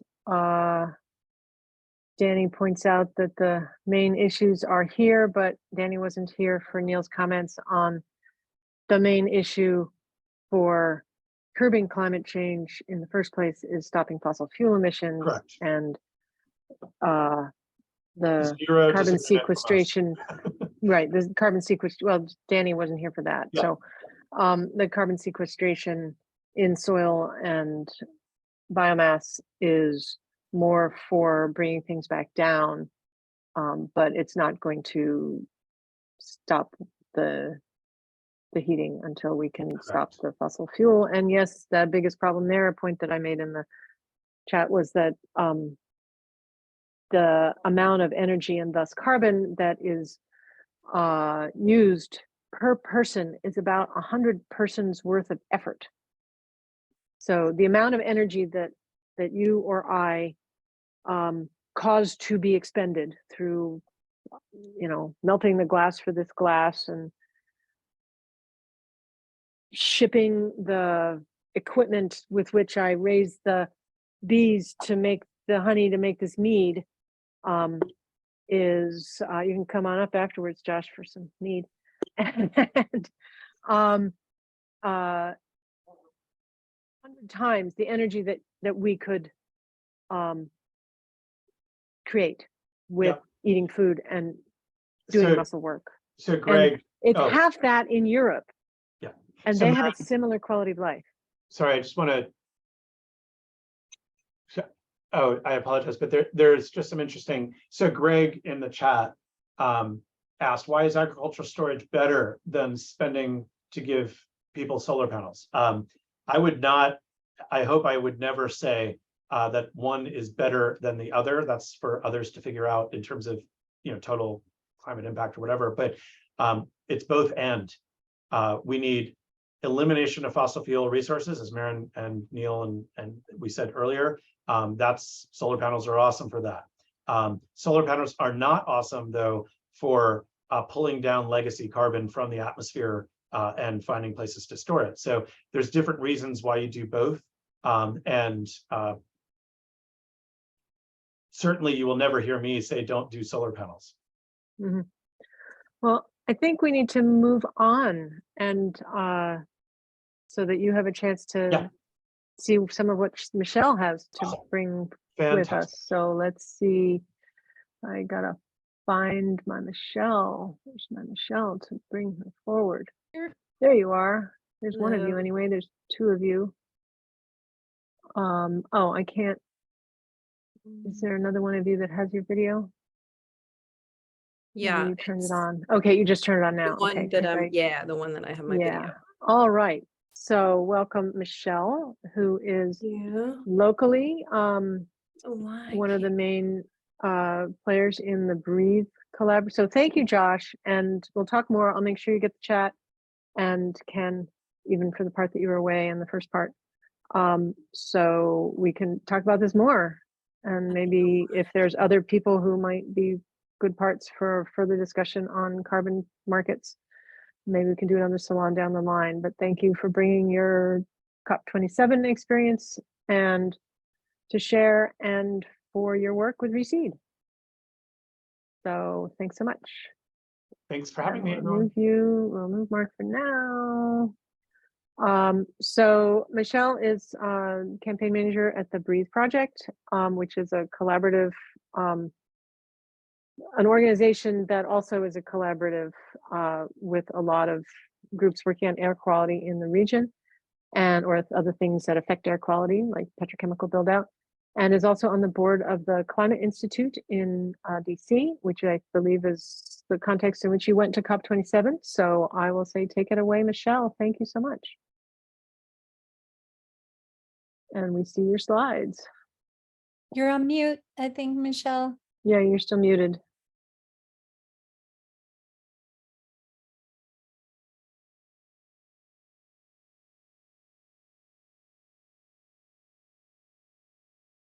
Yeah, certainly good if we can get into presentation mode at some point. So we'll be able to see things that much more clearly.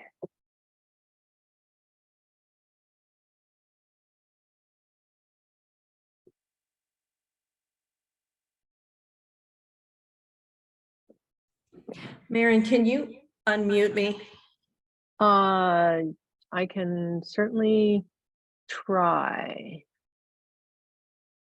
I'm not. I got it. Never mind. You got it? Okay, yeah, Okay.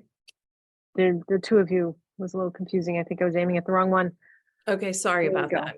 Two screens. There we go. We've been admiring their logo, which I tried to use as my event image, but that logo is not for public use. I sent a request. I don't think I ever heard back. I just used a photo that they did allow people to use that had it in it. Well, this is just a photo I took, so hopefully Exactly. That's how hopefully you can that's do okay. it. All right. Well, thank you so much, Maren. I'm really happy to be here and happy to see everyone. I'm going to just kind of share my experience at COP. And also, kind of at the end of the presentation, I want to share the takeaways that I have, some of which we already talked about. Let's see here. There we go. All right. So here is my badge, a photo of my badge. So I represented the Climate Institute at COP. I'm on the board of directors, and we had credentials for, we had one set of credentials. And so I attended the first week and one of my colleagues attended the second week. And as we talked about, COP is the Conference of Parties. The UNFCCC is the Framework Convention on Climate Change. And the Climate Institute was it was founded in 1986. It's one of the oldest climate organizations in the world. And it was part of that kind of initial creation of the UNFCCC. They were part of those early convenings before the UNFCCC was created. So I was, really honored to represent that organization. So this is basically the landscape of Sharm el-Sheikh in Egypt, kind of what we saw when we got off the plane at the airport. So just a really very dramatic landscape. As Josh was kind of talking about, a lot of what was built for COP, which was really, it was really unbelievable. In the center, you can see the conference and exhibition center, and basically they had shuttle buses running up and down the coast, picking up people at various hotels and delivering them to the conference, which I thought it was pretty decent. The transportation actually was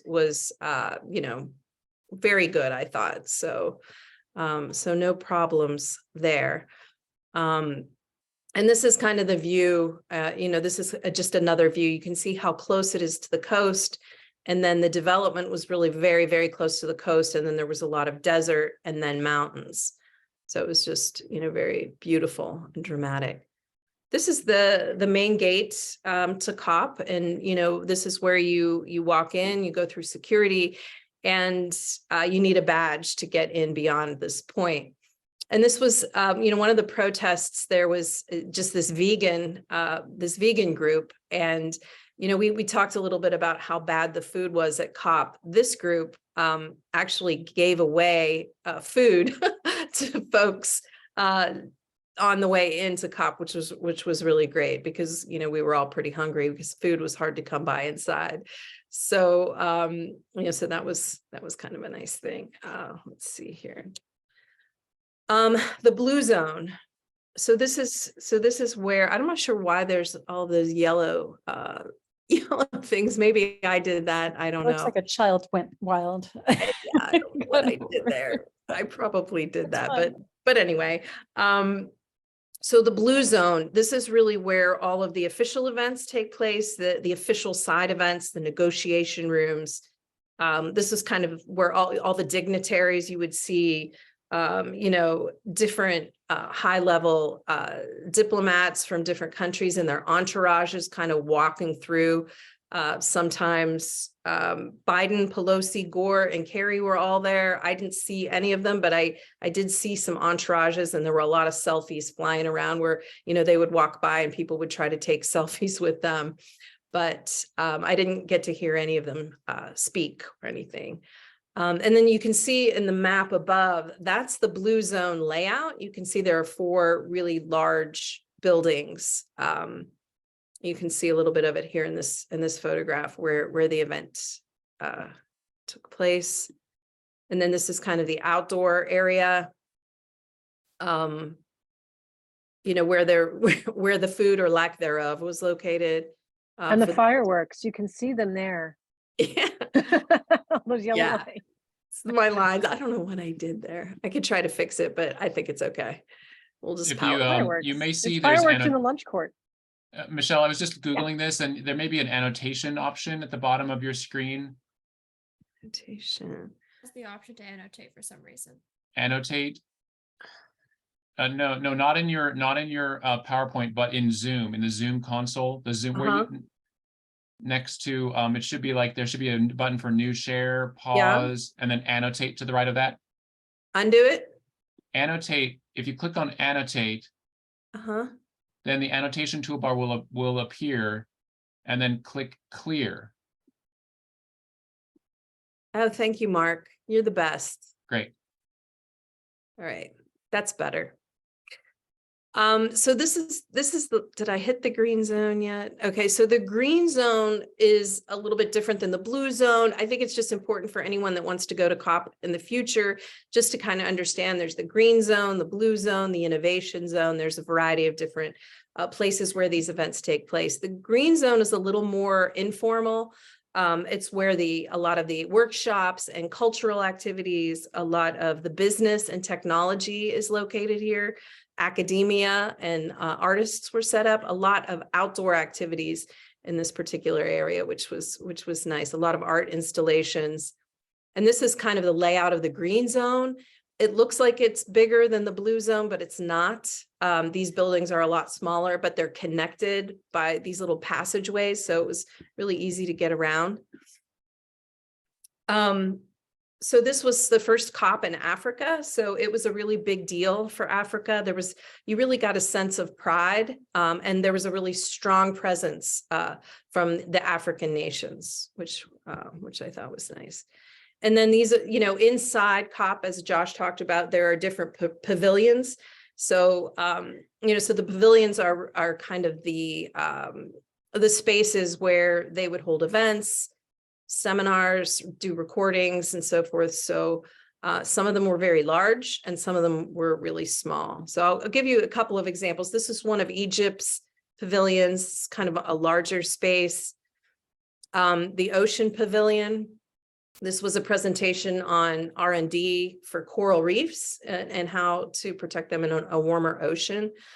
So I'll just share a couple of different talks that I participated in. So like I mentioned, these side events, they're formal and informal.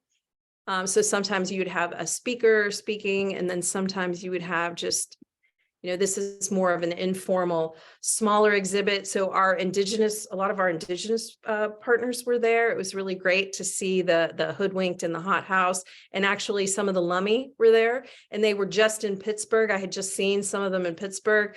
It was great to run into them again at COP. And so this is one of the larger conference rooms, and this was a presentation about resilience in Africa. This was a presentation on protecting the Okavango Delta. This was the National Geographic room, and you can see how there's like a glass panel, and on the inside they're giving kind of a formal presentation, but outside it's more informal and people are just sitting and talking. So I thought it was really nice. And then there was a presentation on the indigenous lands and indigenous peoples of the Brazilian Amazon. Really long title for that event. Might have edited that one a little bit, but and then this was Papua New Guinea, and some of the Southeast Asian representatives. Also, the US had a lot of presence there. NOAA and NASA both had pavilions. This is NOAA talking about their new weather technology. The World Health Organization had a very cool pavilion. You can see this very strange kind of lung art installation. Just very, very cool. Some of the pavilions were really innovative. This was Brazil. Also just a very cool one. And I took a video and I'm going to try to share it. I'll see if this works. So let's.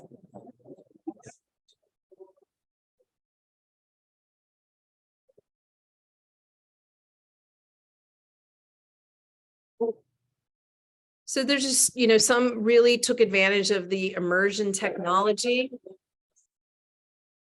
This was a virtual reality exhibit by Meta. So just demonstrating the latest VR. And that's me kind of trying it out. There was the one that I looked at, you had a menu that you could choose from. And this one was an Indonesian coral reef that had been restored. So it was very cool. But on the other hand, there were also the bad guys there. So this was a presentation on carbon capture. This was a Denmark presentation. So, you know, we had to take, you know, the bad with the good.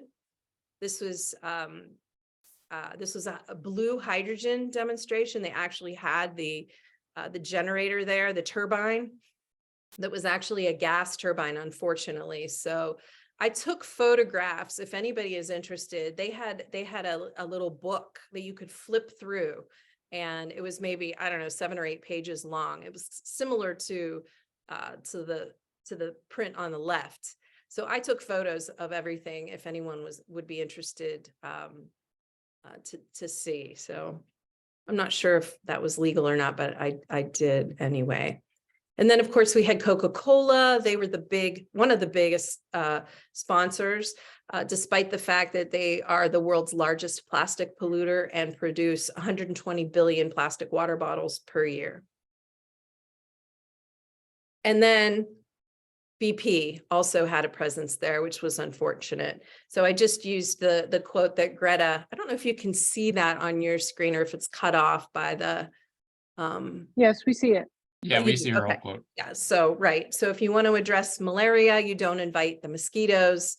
And so that's, I think she said it, you know, very well. She really called out the greenwashing about COP27. And I think she was absolutely right. But there were also some very good, you know, presentations, such as combating plastic pollution and illegal plastic waste. This was a US local government panel, which was really great to encounter at COP. And so they were talking about the infrastructure changes that they had made in these different cities, Mississippi, Los Angeles, San Jose. And then also, so they talked about microgrids, drought and flooding and the impact of that, phasing out oil and gas, phasing in electric infrastructure and plastic pollution. And then, so David Frazier Hidalgo was there speaking. He's a Maryland state delegate, and he led the ban on fracking in Maryland. And I went up and spoke with him after the panel, and he said that it was because of a collaboration that they had with Florida, and also because he paid a visit to southwestern Pennsylvania and saw the devastation of fracking and took that information back to Maryland, and that helped lead to the ban on fracking in Maryland. And he's a great guy, and I'm sure that he'd be willing to, you know, to speak, you know, at an event. I talked to him about that, you know, maybe having him come to Pittsburgh and talk about his work. So then just some more, you know, photos from the green zone, which was, you can see all the art exhibits, a lot of plastic exhibits, like this was a huge plastic jellyfish. Examples of recycling, different materials. This was the Sinai diorama for biodiversity. So this is, like Josh mentioned, how so much of the infrastructure was built for COP. This was one of the things that was built for COP. I couldn't help but want to jump in that water because it was so hot, but it was just really beautiful. Some of the things they built, you know, was just gorgeous. This was also in the green zone. A lot of the new technology was exhibited in the green zone. This is kind of a platform for an electric vehicle. This was Ultium, which is part of General Motors. So it was great to see a US company kind of sharing some innovative technology. And then this was a presentation on kind of a bioplastic material.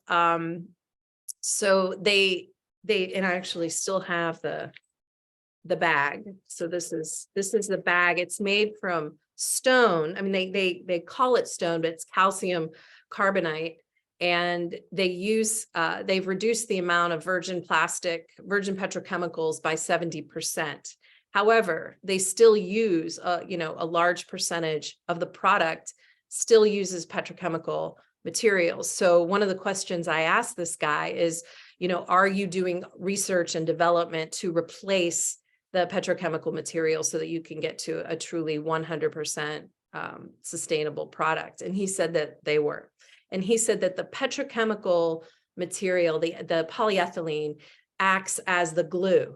And so the thing that they need to replace in plastic is that glue. You hear about plastic made from hemp, plastic made from, different materials, not necessarily mycelium, which is the mushroom. I don't think the mycelium product uses any petrochemical material, but a lot of other bioplastics still use a large percentage of petrochemicals.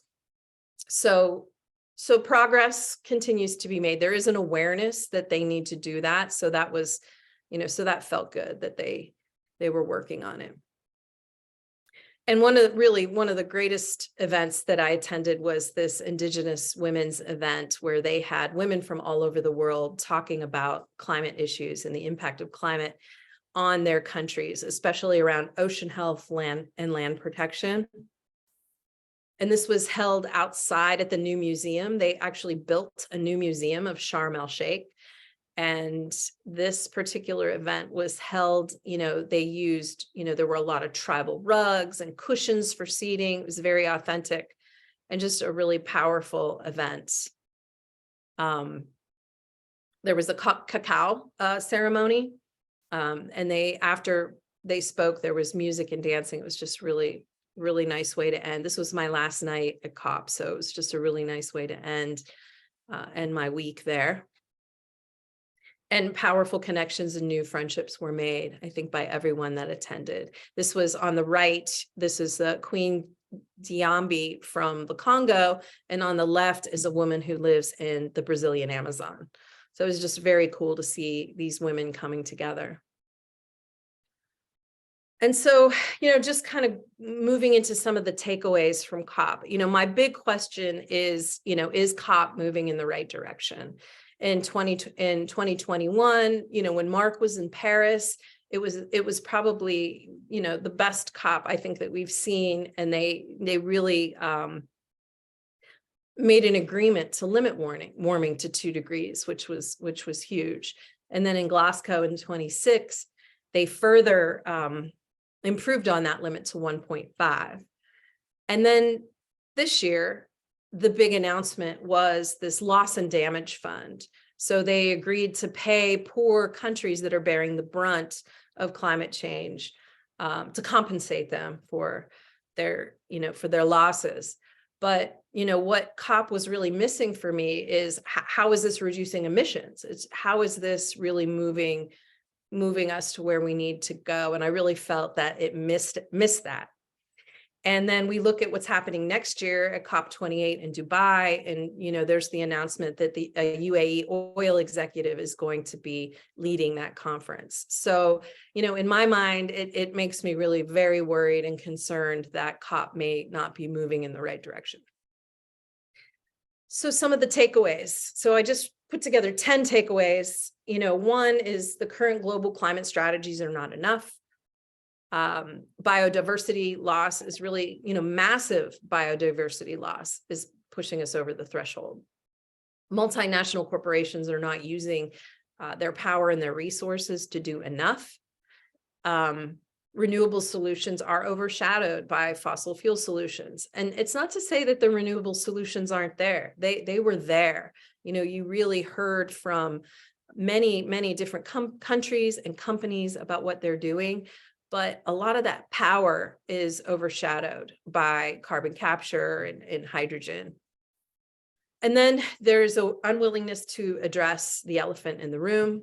And that is the fact that in the nearly 30 years since COP began, emissions and temperatures have gone steadily upward. And this is a graph. This you've probably seen this. This was flying around quite a lot. I did reach out to Professor Maslin at the University College London and just asked him if it was okay if I use this in this presentation tonight.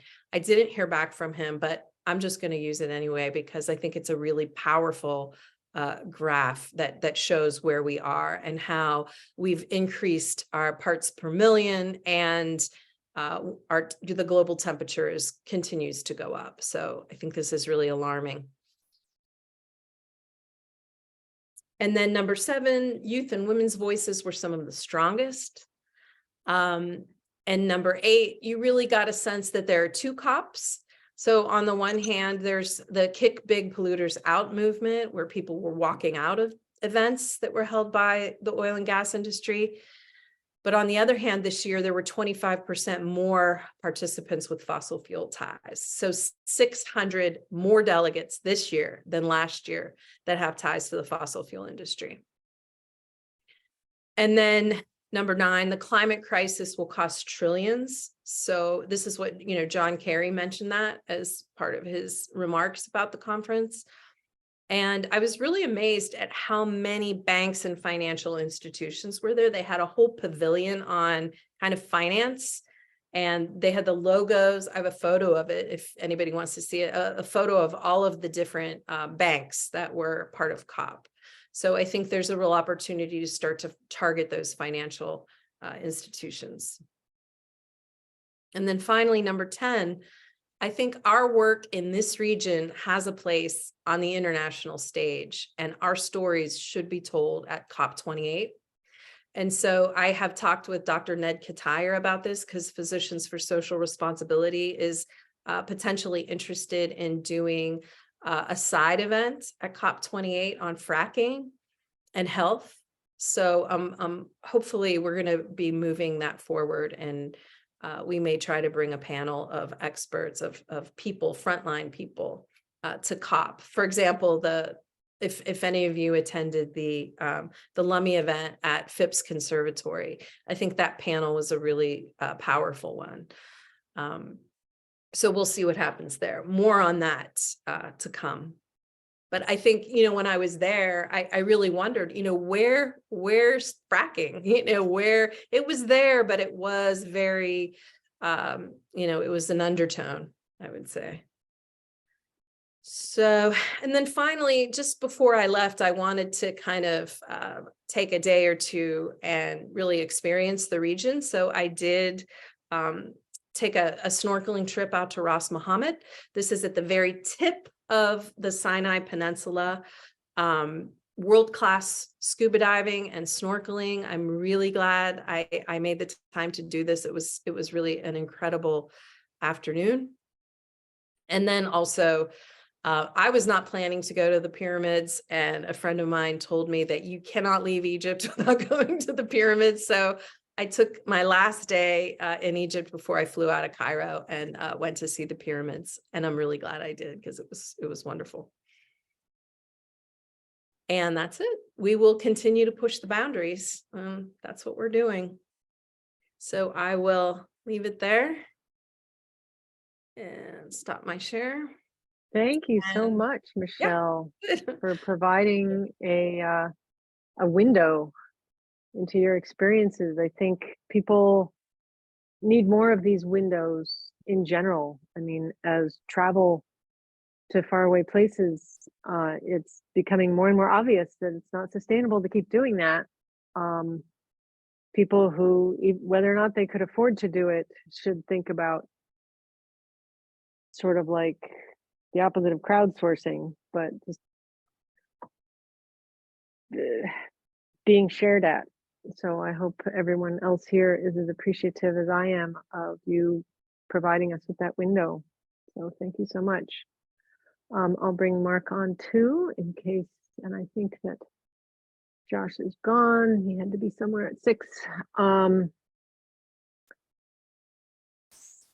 So let's see.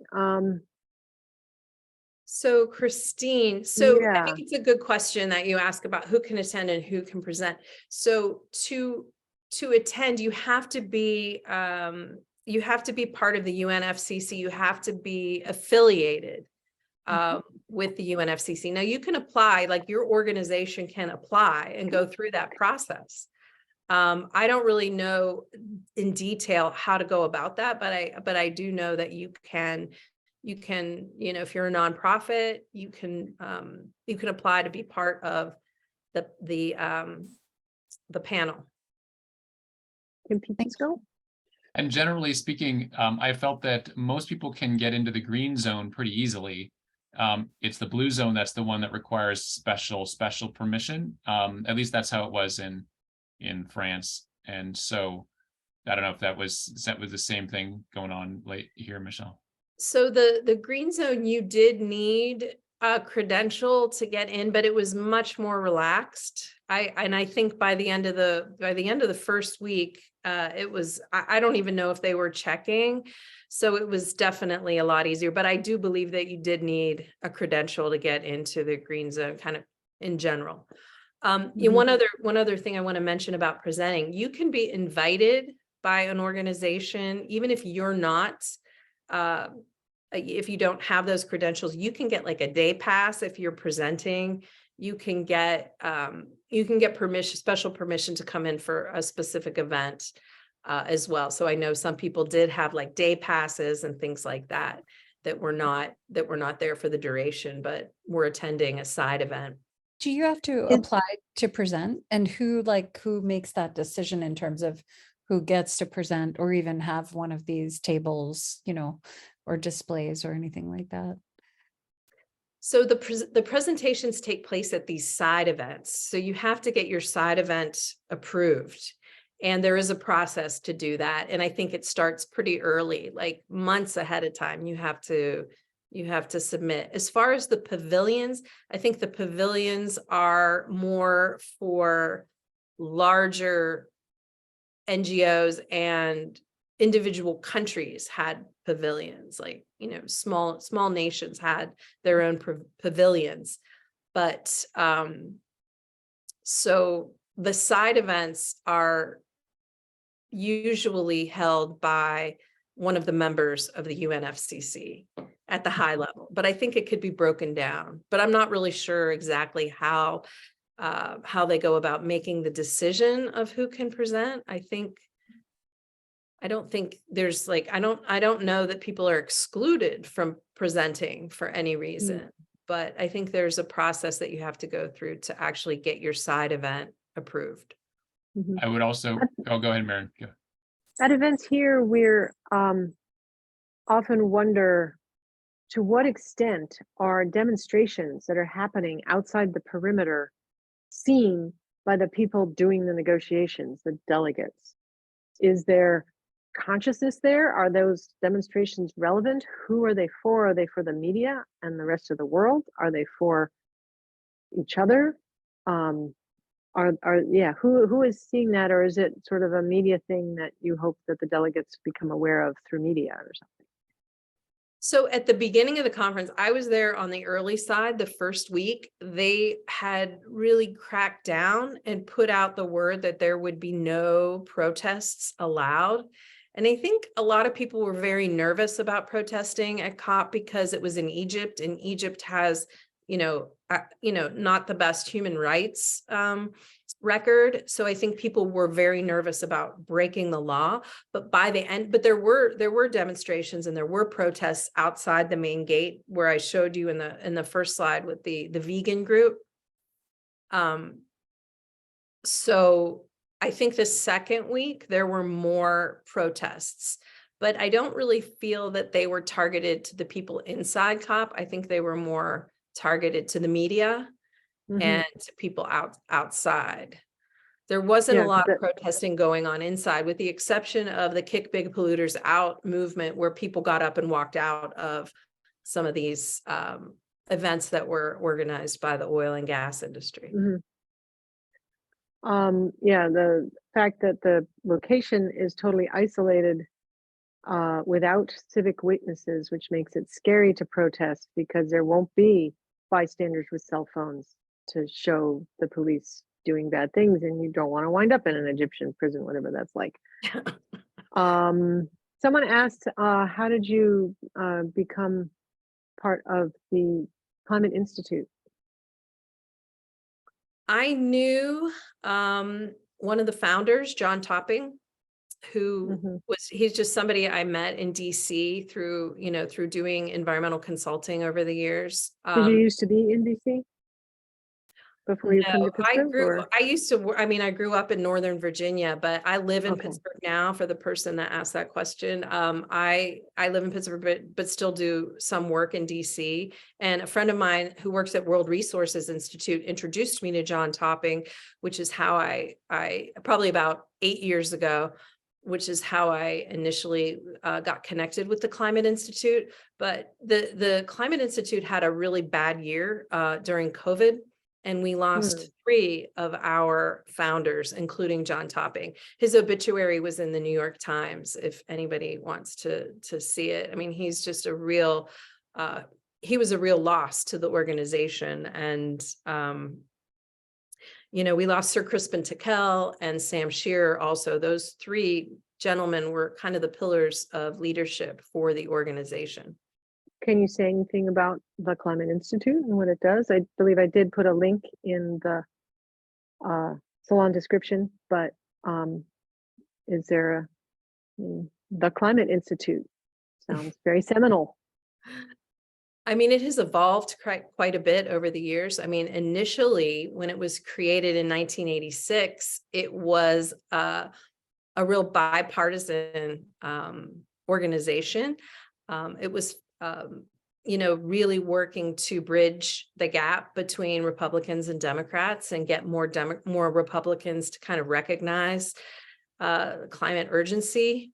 And I think they made a lot of progress on that front. But over the years, as politics changed in the US, the organization didn't really have that as their core mission anymore. They really have been, they do a lot of research on new technologies, decarbonization of Latin America, ocean technology. So I know one of the things they're very focused on right now is ocean energy, tidal energy, which is very exciting. We're working with SIDSTOC, which is the UN Small Island Developing States. They're very interested in that technology. As long as it doesn't harm ocean life or coral reefs, and if it can be done in a way that is safe. And that's kind of what, one thing that they're looking at. They've also done climate theaters around the world. They actually have one in Dubai. And partner with NOAA to use all of NOAA and NASA data to kind of turn that into animated climate education experiences. And so we are looking at kind of a next generation climate theater that might include immersion, like the immersion technology, and also virtual reality. So that's something we're continuing to do. And then we have the Topping internship program now. Since John Topping has passed away, we're kind of ramping up the internship program. And so that's another thing that they've really been known for over the years, is bringing in interns and fellows to support the research that a lot of the partners are doing, and giving students that experience, really important hands-on experience. So that's another thing. So, Michele, when I came back from COP, there were a few kind of sentiments that I felt were most kind of prominent in my mind. And I want to just read to you the one that Bill McKibben gave at the end of COP21 and see if this resonates, as a change from where we were, or like if you're feeling differently about this today. So it's just a little paragraph. Every government seems now to recognize that the fossil fuel era must end and soon, but the power of the fossil fuel industry is reflected in the text, which drags out the transition so far that endless climate damage will be done. Since pace is the crucial question now, activists must redouble our efforts to weaken the industry. This didn't save the planet. This is the main point. This didn't save the planet, but it may have saved the chance of saving the planet. That's what Bill McKibben said. And I wondered how that quote resonates with you or doesn't now in light of the current COP that you've attended. How do you feel this quote reflects or doesn't what happened? Say it again, Mark. Say the second part again. Yeah, I'll put the second part in the chat. This didn't save the planet, but it may have saved the chance of saving the planet. So it's like we held the door open for the possibility of a planet saving, but it definitely didn't save the planet. Yeah, That- I mean, I think that's a really kind of strange quote. Yeah, it didn't save the planet, but it saved the chance of saving the planet. So it like left the door open to the possibility that the planet could be meaningfully kept below super dangerous warming. I mean, there's dealing with vagaries, and he's trying to like get a quote in the press, and so it's sort of, I feel like it's like it's a toe in the door jam to keep the door from closing shut on the prospect of meaningfully addressing climate change. I mean, my big takeaway from attending COP this year is that I just had big expectations. I thought it was going to be big changes, big decisions, a big movement forward. And what I found is that this is incremental change. This is very, very slow. These ideas are I mean, not all of them, but collectively, it's just much too small to really have an impact. When you look at that chart, when you look at that graph and what's happening with warming and emissions, they're both going up. So despite everything that COP is doing, those changes have not done enough to really reverse course. And maybe the grid, maybe this is the gist of Bill McKibben, what Bill McKibben's saying. Maybe the grid is still going up, but it's not going up like this. It may be going up like this. So maybe we've slowed the warming a little bit, but we haven't. We really haven't. Emissions are increasing. And methane I mean, there was a little dip. Maybe not as There was a fast as little I we think, would have I been. think it's Beginning we've of the created a pandemic. wonderful illusion that we're doing something Yeah. enough, and we're not. And to go with your bigs, I'd say, and they did it with a big party, except you can't have a party with no food. So they did it with a bad party in a beautiful facility, but the wrong kind of facility. It should have been demonstrating passive solar cooling and It was misting really, and eaves, and it was just all Yeah. very conventional and electrically lit in a was very like a bright paper place, house. as someone It was- pointed out. It felt like they Well, a had paper house constructed would a have been paper better. house, like a Would have been better. I mean, the pop-up. Japanese, It was like a pop-up. the pop-up. Michelle, I mean, are they gonna? did they talk about the construction at all? Was it like, did they say like this is a demonstration of green, anything? Like, did they even try to? Or was it just a place that I served did the not, purpose? I don't know. I didn't see anything like, it didn't say this building is 100% solar. I didn't see anything like that, but it might have been there. I might have just missed it. There Mhm. might have been some demonstration projects that were around that, but I didn't see any. Yeah, here in Pittsburgh, where we have the world's first LEED certified convention center, we have high expectations, and it seems like every big facility that's ever built going forward from then, because something had to be the first, should be at least as green, but they're not always. And this, I mean, when you say paper house, I think of the cool traditional Japanese buildings that are made of paper, I guess, because the weather is mild there and they didn't have much hurricane action, or monsoon or whatever they call it in the West, typhoon, and in the Pacific. So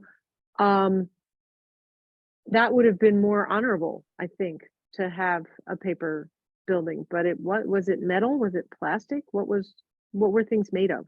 Was there a lot of plastic? Metal. I mean, it was metal and wood, and everything inside was like prefab material.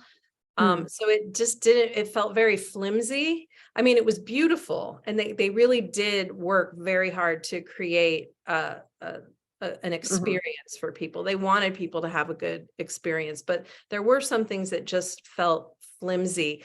It was a beautiful location. It was a strange location to have COP. And I think that they really tried to do everything they could to make people feel safe, having the guards and everything around. but they didn't feed people. So that was really, there was no food inside. I mean, very, very little. So that was, you know, I mean, that's a detail, but it was, yeah. I don't think that there were any threats. I think they just wanted, you know, to assure people that they were in a safe location. Go ahead, Mark. Yeah, there was another thing that came up at the COP21 that I was wondering if there was any talk of at this one, which was, you know, major sort of mechanism was this ratchet mechanism where the countries were making these in nationally determined contributions of how much they're going to cut. And they all combined those to get like, oh, we're going to be able to cut this much by this much time. And it seemed that it was woefully inadequate then. And the numbers are sort of, they've been kind of creeping down, like the ambition has increased over time. But it seems like it still remains far from sufficient to get 1.5 or 2C, and wondered, and the weird thing for me was I was interviewing a climate scientist who I'll leave nameless, but we were sort of joking about like, when is it beer o'clock for the climate movement? Like, when do we say there's no more options available? And while I sort of personally, it was more of a jokey question than my personal philosophy, which is that like any amount of temperature reduction is worth it because there's countless lives at stake here. However, there becomes a certain point when there's like all these tipping points that kick in and all these other problems. And it was really, I got this sense from this climate scientist that like 2020, 2022, it's sort of like when it's unlikely to like really meaningfully turn the corner. And that was 5 years away from 2020 or 2015. And so here we are 3 years later, 2.5 years later, and wondered if you had gotten a sense that the ratchets were kicking in, or that we'd passed sort of a essential time threshold for taking meaningful action, like getting to 1.5C of warming maximum. Well, I mean, I'm an optimist overall, so you know, I want to continue to believe that it's possible and that we can do it. But you know, we need dramatic action, and these little incremental changes aren't going to be enough. Like building a new petrochemical refinery, like that's really probably not going to move us in the right direction. You know, just call me crazy, but yeah, that's a good guess. You know, it's a good guess. But, you know, I do think that there is hope. And I believe that, you know, we haven't quite reached the crisis where it becomes beer o'clock. We still are not at the crisis. I mean, we are, you know, this group understands that we're there, but the rest of the world really doesn't see the crisis unless, you know, you're in the middle of a climate disaster. I mean, maybe then you might say, I wonder if this is because of carbon emissions. You know, probably not though. I don't know if yeah, go ahead, Mary. There's going to be people who there's certainly going to be a lot of people having climate disasters all around them, and people are going to die, and people are going to starve, and people are going to be brutalized by their neighbors, and horrible things are going to happen. And then there's going to be people who are somewhat insulated. Like Pittsburgh, we could get hotter without badness happening. We could get rainier, we could get drier. We're kind of not in a sweet spot, and you know, we would have flooding issues, but sort of localized. So there are issues, but we're pretty well insulated from submerging cities on the coasts where most of the people live on coast. So there's a question of, you know, there's going to be people who are in disaster, and there's going to be insulated people, and some people are going to be insulated just because they're rich and they'll go and hole up in a mountain or whatever.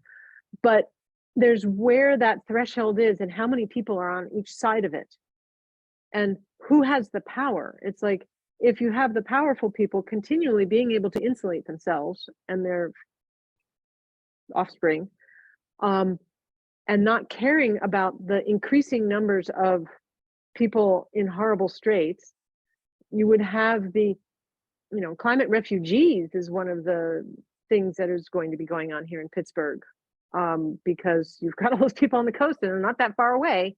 Yeah. Let alone from country to country. So it's a mushy line of who is most profound, what is most, who is profoundly affected and who isn't, or who is in a dealable way, or who can even turn a profit from the situation.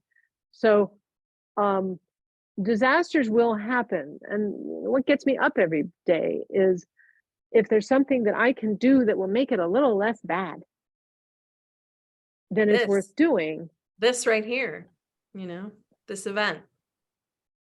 You're doing Yeah. a Thank lot. you. I mean, 11 years, 100 and some, 32. 32. And that, congratulations, that, that is to be admired and acknowledged, because that is very important. Yeah, I'll second that. And my other reflection that I was having here, I had pulled up a couple of slides from my COP presentation. I don't want to pop up a slide because we don't need it. But the other thing that I think is really frustrating to watch as a climate activist is that it feels to me that as time progresses, we lose our best options. So like as time moves on, instead of negotiating at a financial level of where will we move our finances to invest in things that move us in the right direction, instead we have to, like, over time that changes from negotiation on a finance level to negotiation with like hundreds of millions of refugees washing around the planet. And then at a certain point, you have to negotiate not with all the people, but with like crises of floods and wildfires and biological epidemics and other things that happen as ecosystems decay. And so in some ways, we're just watching our civilization throw away frivolously all the best years of our solutioning opportunity so that rich people can stay richer for a few more years for no other legitimate reason. And that's, I think, really frustrating part of watching this slow march for me is as someone who wants to like find good solutions for stuff, you just have to let these great solutions slip away, and then you're left with crap solutions, and then even more crap solutions as the clock continues to tick. And then all of a sudden you find yourself like throwing stuff in the atmosphere to block the sun, and half the globe changes its climate, and who knows what the outcomes will be. That's not a great solution, but it may be just what we have left in 15 years of ignoring the problem as, And that solution, while it can influence climate in the way that we would want it to be influenced, does nothing for ocean acidification. So many We reasons need, why. which will kill corals and any shell-forming life, and that's the bottom of the food chain for everything. How does the Pacific Northwest is so lush? Because you have salmon swimming upriver and bears eating them and shitting and dying and rotting in the woods and bringing nutrients on shore. And that kind of life is so amazing and so necessary. So when people say save the planet, it bugs me. It's like Neil with carbon offsets, because the planet is going to be fine. I mean, I have a PhD in planetary science. I will tell you, the planet will keep existing for many billions of years. Let's see, the moon will move out because it's stealing our rotational energy through tides. The day will become longer until the day matches the month, but that will not, I did derive that once, that will not happen until after the sun has already expanded and subsumed the earth and the moon. So in the long term, up until that point, the earth will be fine. Whether humans will be on it, whether the amazing variety of life that we know now will be on it, is the question. And we are shooting ourselves in the foot in the biggest possible way. So, and seeing what the window that you have provided onto this COP is pretty depressing. The whole, and the CEO of the next COP is the chair of the next COP is the CEO of Dubai's main oil company. So oil will maintain its stranglehold on these whole proceedings. It's like another Davos with more people at it. Yeah, I mean, I think performative. That, two things. One, the geoengineering conversations that you're hearing now are very frightening, because in my mind, I see corporations looking at some of these solutions as a way to make more money, coming up with another climate solution that will enable a company to make money, because it's hugely costly. to do some of these things and not very effective. So those geoengineering conversations, I find them very frightening. But you know, to think about what can we do, you know, when I went to COP, I kind of felt like, wow, you know, I don't even know if I really belong here. Do I really, you know, should I even be here? Because, you know, I always thought of it as very high level, but no, I think that, you know, what I came away with is feeling that we need more people like us to be there and to be influencing and guiding these conversations, because they really are moving in the wrong direction. And I think, you know, somebody like, you know, Greta Thunberg, you know, I really admire her courage in really just saying it's a bunch of greenwashing. I'm not going this year. You know, I've gone in the past, but, you know, it's just not moving in the right direction. I think that's probably the most powerful thing that came out of COP, is her not going and her calling it out for greenwashing. You know, it Which really is depressing. It hurts. You know, it hurts. It hurts the, you know, the oil industry probably more than any, you know, than anything else is, you know, so on the one hand, you could say you could boycott COP and not attend, because no matter what you do, it's just not, you're not going to be able to get out from under the oil and gas industry. But on the other hand, you might say, you know, we need to show up in greater numbers and be more forceful in what the action that we're taking at COP. I mean, maybe not next year when they have it in Dubai, because again, you know, that's another country where you don't want to get arrested. You don't want to get into, not that you want to get arrested anywhere, but you probably don't want to get arrested in the UAE. But that doesn't mean that those protests can't happen in other ways. You know, online and, you know, in the news and writing articles. And in different places around the world too. Yeah. It's like, you can say 10 million people were in the streets in 5,000 cities, or whatever the numbers might be. I mean, some of us have been, I've been in protests of 500,000 people. I think Neil has been in protests of 1 million people. And it's very impressive. But it's a big logistical effort and big expense and big carbon impact. So I think it would make even more powerful statements to have many, many localized, like women's marches all over and climate marches all over on whatever day is chosen, might be a better avenue to rally people. Because I mean, there were too many people. There were 30,000 people in a 56,000 person town that couldn't handle it, and so they had no food, is kind of stupid. It may be that they're hoping to just keep those facilities and massively expand the Sharm el-Sheikh tourism business. I don't know. But there are, yeah, so Yvonne points out, after the anti-globalization protests started gaining momentum about 20 years ago, they started holding the meetings in isolated areas. So the WTO and such, which is just, I mean, the blue zone is a microcosm of that. And just as when the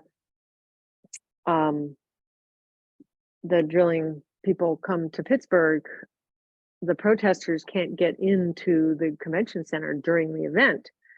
The best we can do is protest by the river, where the people who happen to be looking out the window can see us. And sometimes they don't even let us use that space. So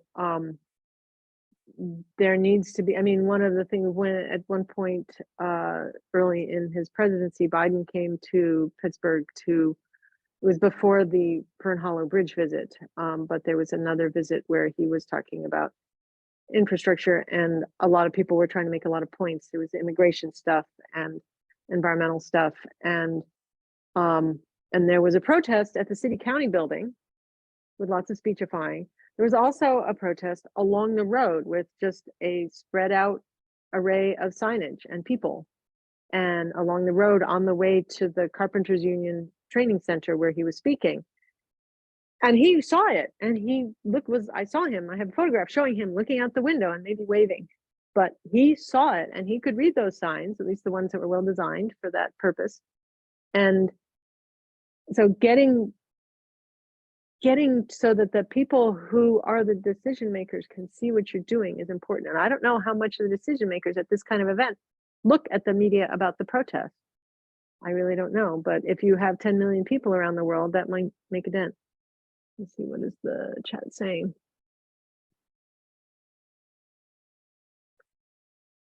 Yeah, Margaret talking about blind denial. So the majority of the population doesn't necessarily understand the science behind climate realities enough to mobilize.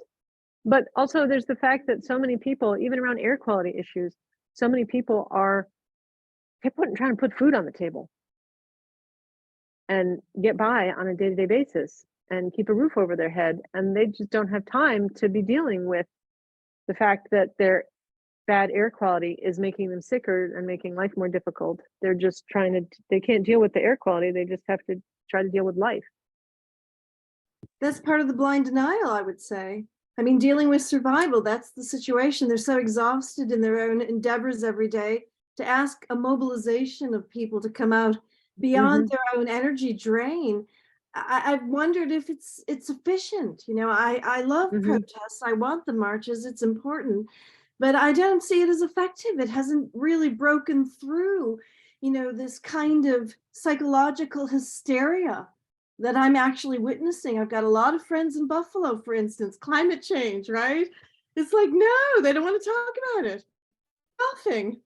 It doesn't exist. It's not in my mind. I'll shovel. I'll get a better snowblower. It's like, I can deal with this. Let me have my middle-class life. I don't want to be bothered by Margaret, who wants to share this vital information. You know, there is something about, you know, the blindness of the threat.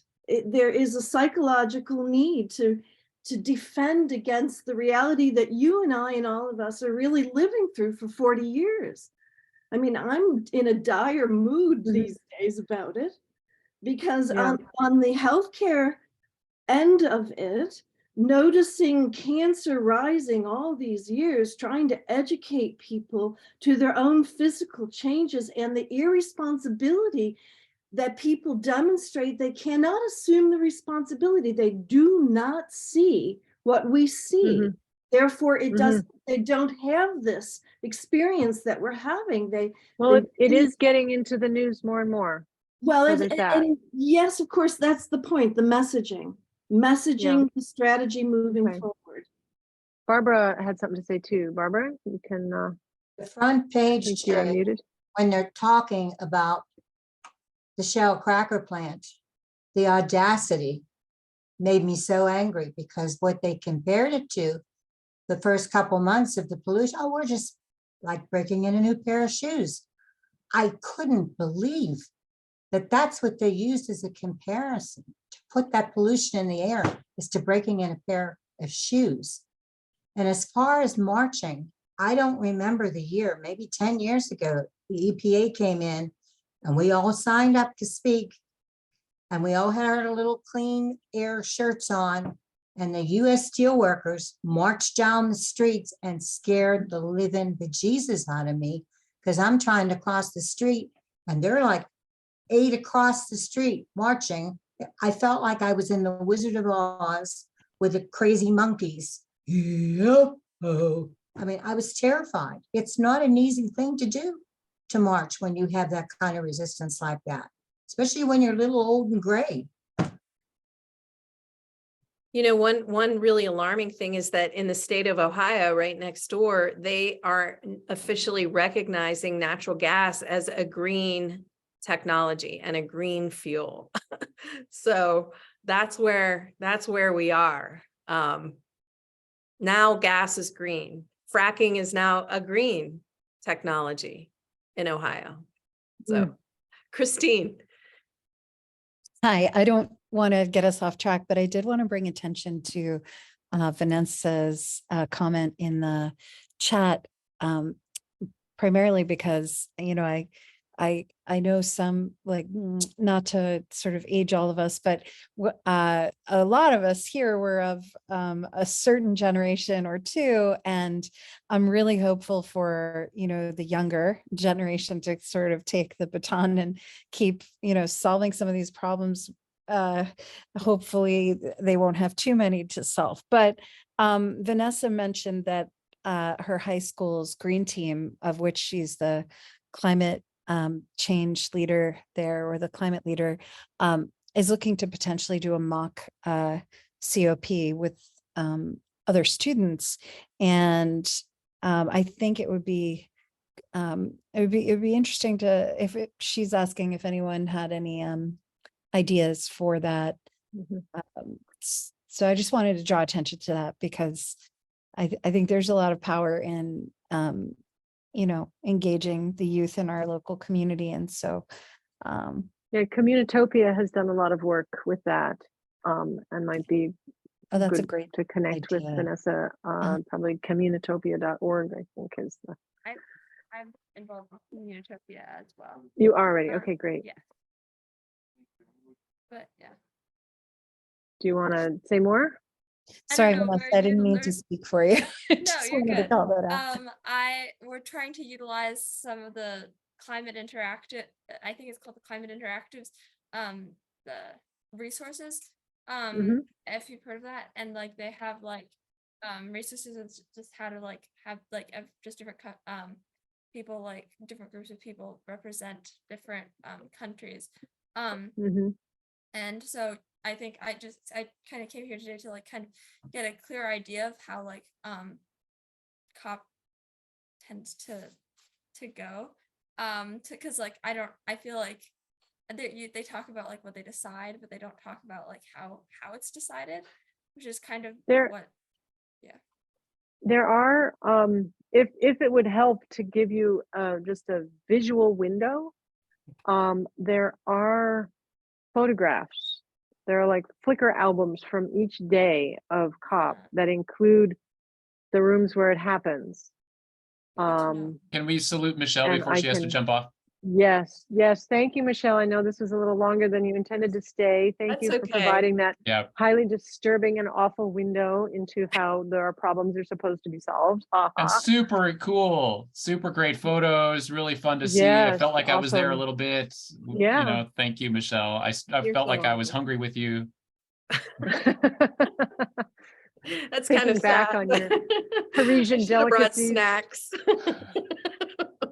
But thank you so much for having me. I really enjoyed being with you, and I'd love to connect offline. Feel free to email me, Mary. I'll just pop my email. I'll pop my Okay, or I personal can if phone you have email. to dash. Yeah. And thank you for all your work with Breathe. Yep.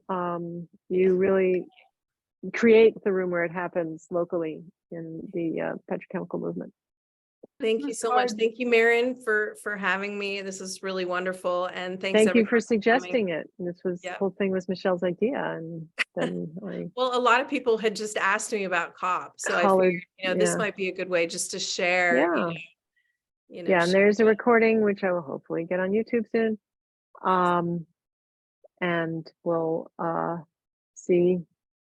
Oh, next month I think we may be doing a salon on how the IRA, Bye, everyone. the Inflation Reduction Act, and the bipartisan infrastructure law, the IRA and the bill, affect people wanting to do good things. So like, how does it work in terms of incentives to make your home less fossil dependent and more energy efficient, and electric cars and things? And that again, one of the speakers came to me and said, hey, I could talk about this at a salon. So I have yet to curate it or figure out the date, but that will be coming soon. And interestingly, that suggestion came to me. Many of you will remember Lucina de Barbaro, who has spoken here about just divesting from fossil securities and such, has been doing a lot of energy work for years, and she emailed me about that yesterday afternoon. And yesterday evening, someone else who's been to recently connected and been to 1 or 2 salons asked me all those questions and said, do you know that, how can I went looking on the salon website to see if you'd had any salons on this already, and you hadn't. And I have all these very specific questions that he's been asking me. And it happens that the same day, Lucy approached me saying, hey, I did this research and we could talk about it at a salon. So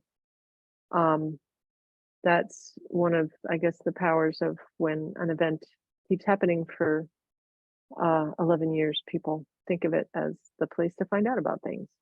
So thank you all for being here, for participating in the discussion and the chat. I will go through the chat and see if there's any burning questions that weren't addressed and maybe get back to you. Don't hesitate to email. Do include salon in the subject line if you do, because I get just another bad effect of being quite so connected is that I get way too much email. So thank you, Mark, for helping to lead the conversation. I don't know if you've spotted other things that we really should address that are in the chat. There's so much in the chat. It's sort of Yeah. a whole nother program. So Yeah. it's sort of overwhelmed. Yeah. But glad to help. Glad to be a part of the COP Yes, thing. always It's wonderful. such a really interesting tradition to see how it's evolving over the years. And Mm-hmm. it's sad how it's not evolving nearly enough, to Margaret's point and others. Our frustration is felt deeply that it's an interesting Mm-hmm. phenomenon and woefully inadequate. Yep. I didn't realize quite how inadequate until seeing these windows into it. There was a certain amount of hope at after Paris, although there was also disappointment that they didn't do more, and it's just been disappointing year after year after year, and we just can't afford it. So, all right, I will, and people can stay on and chat, but I think I'll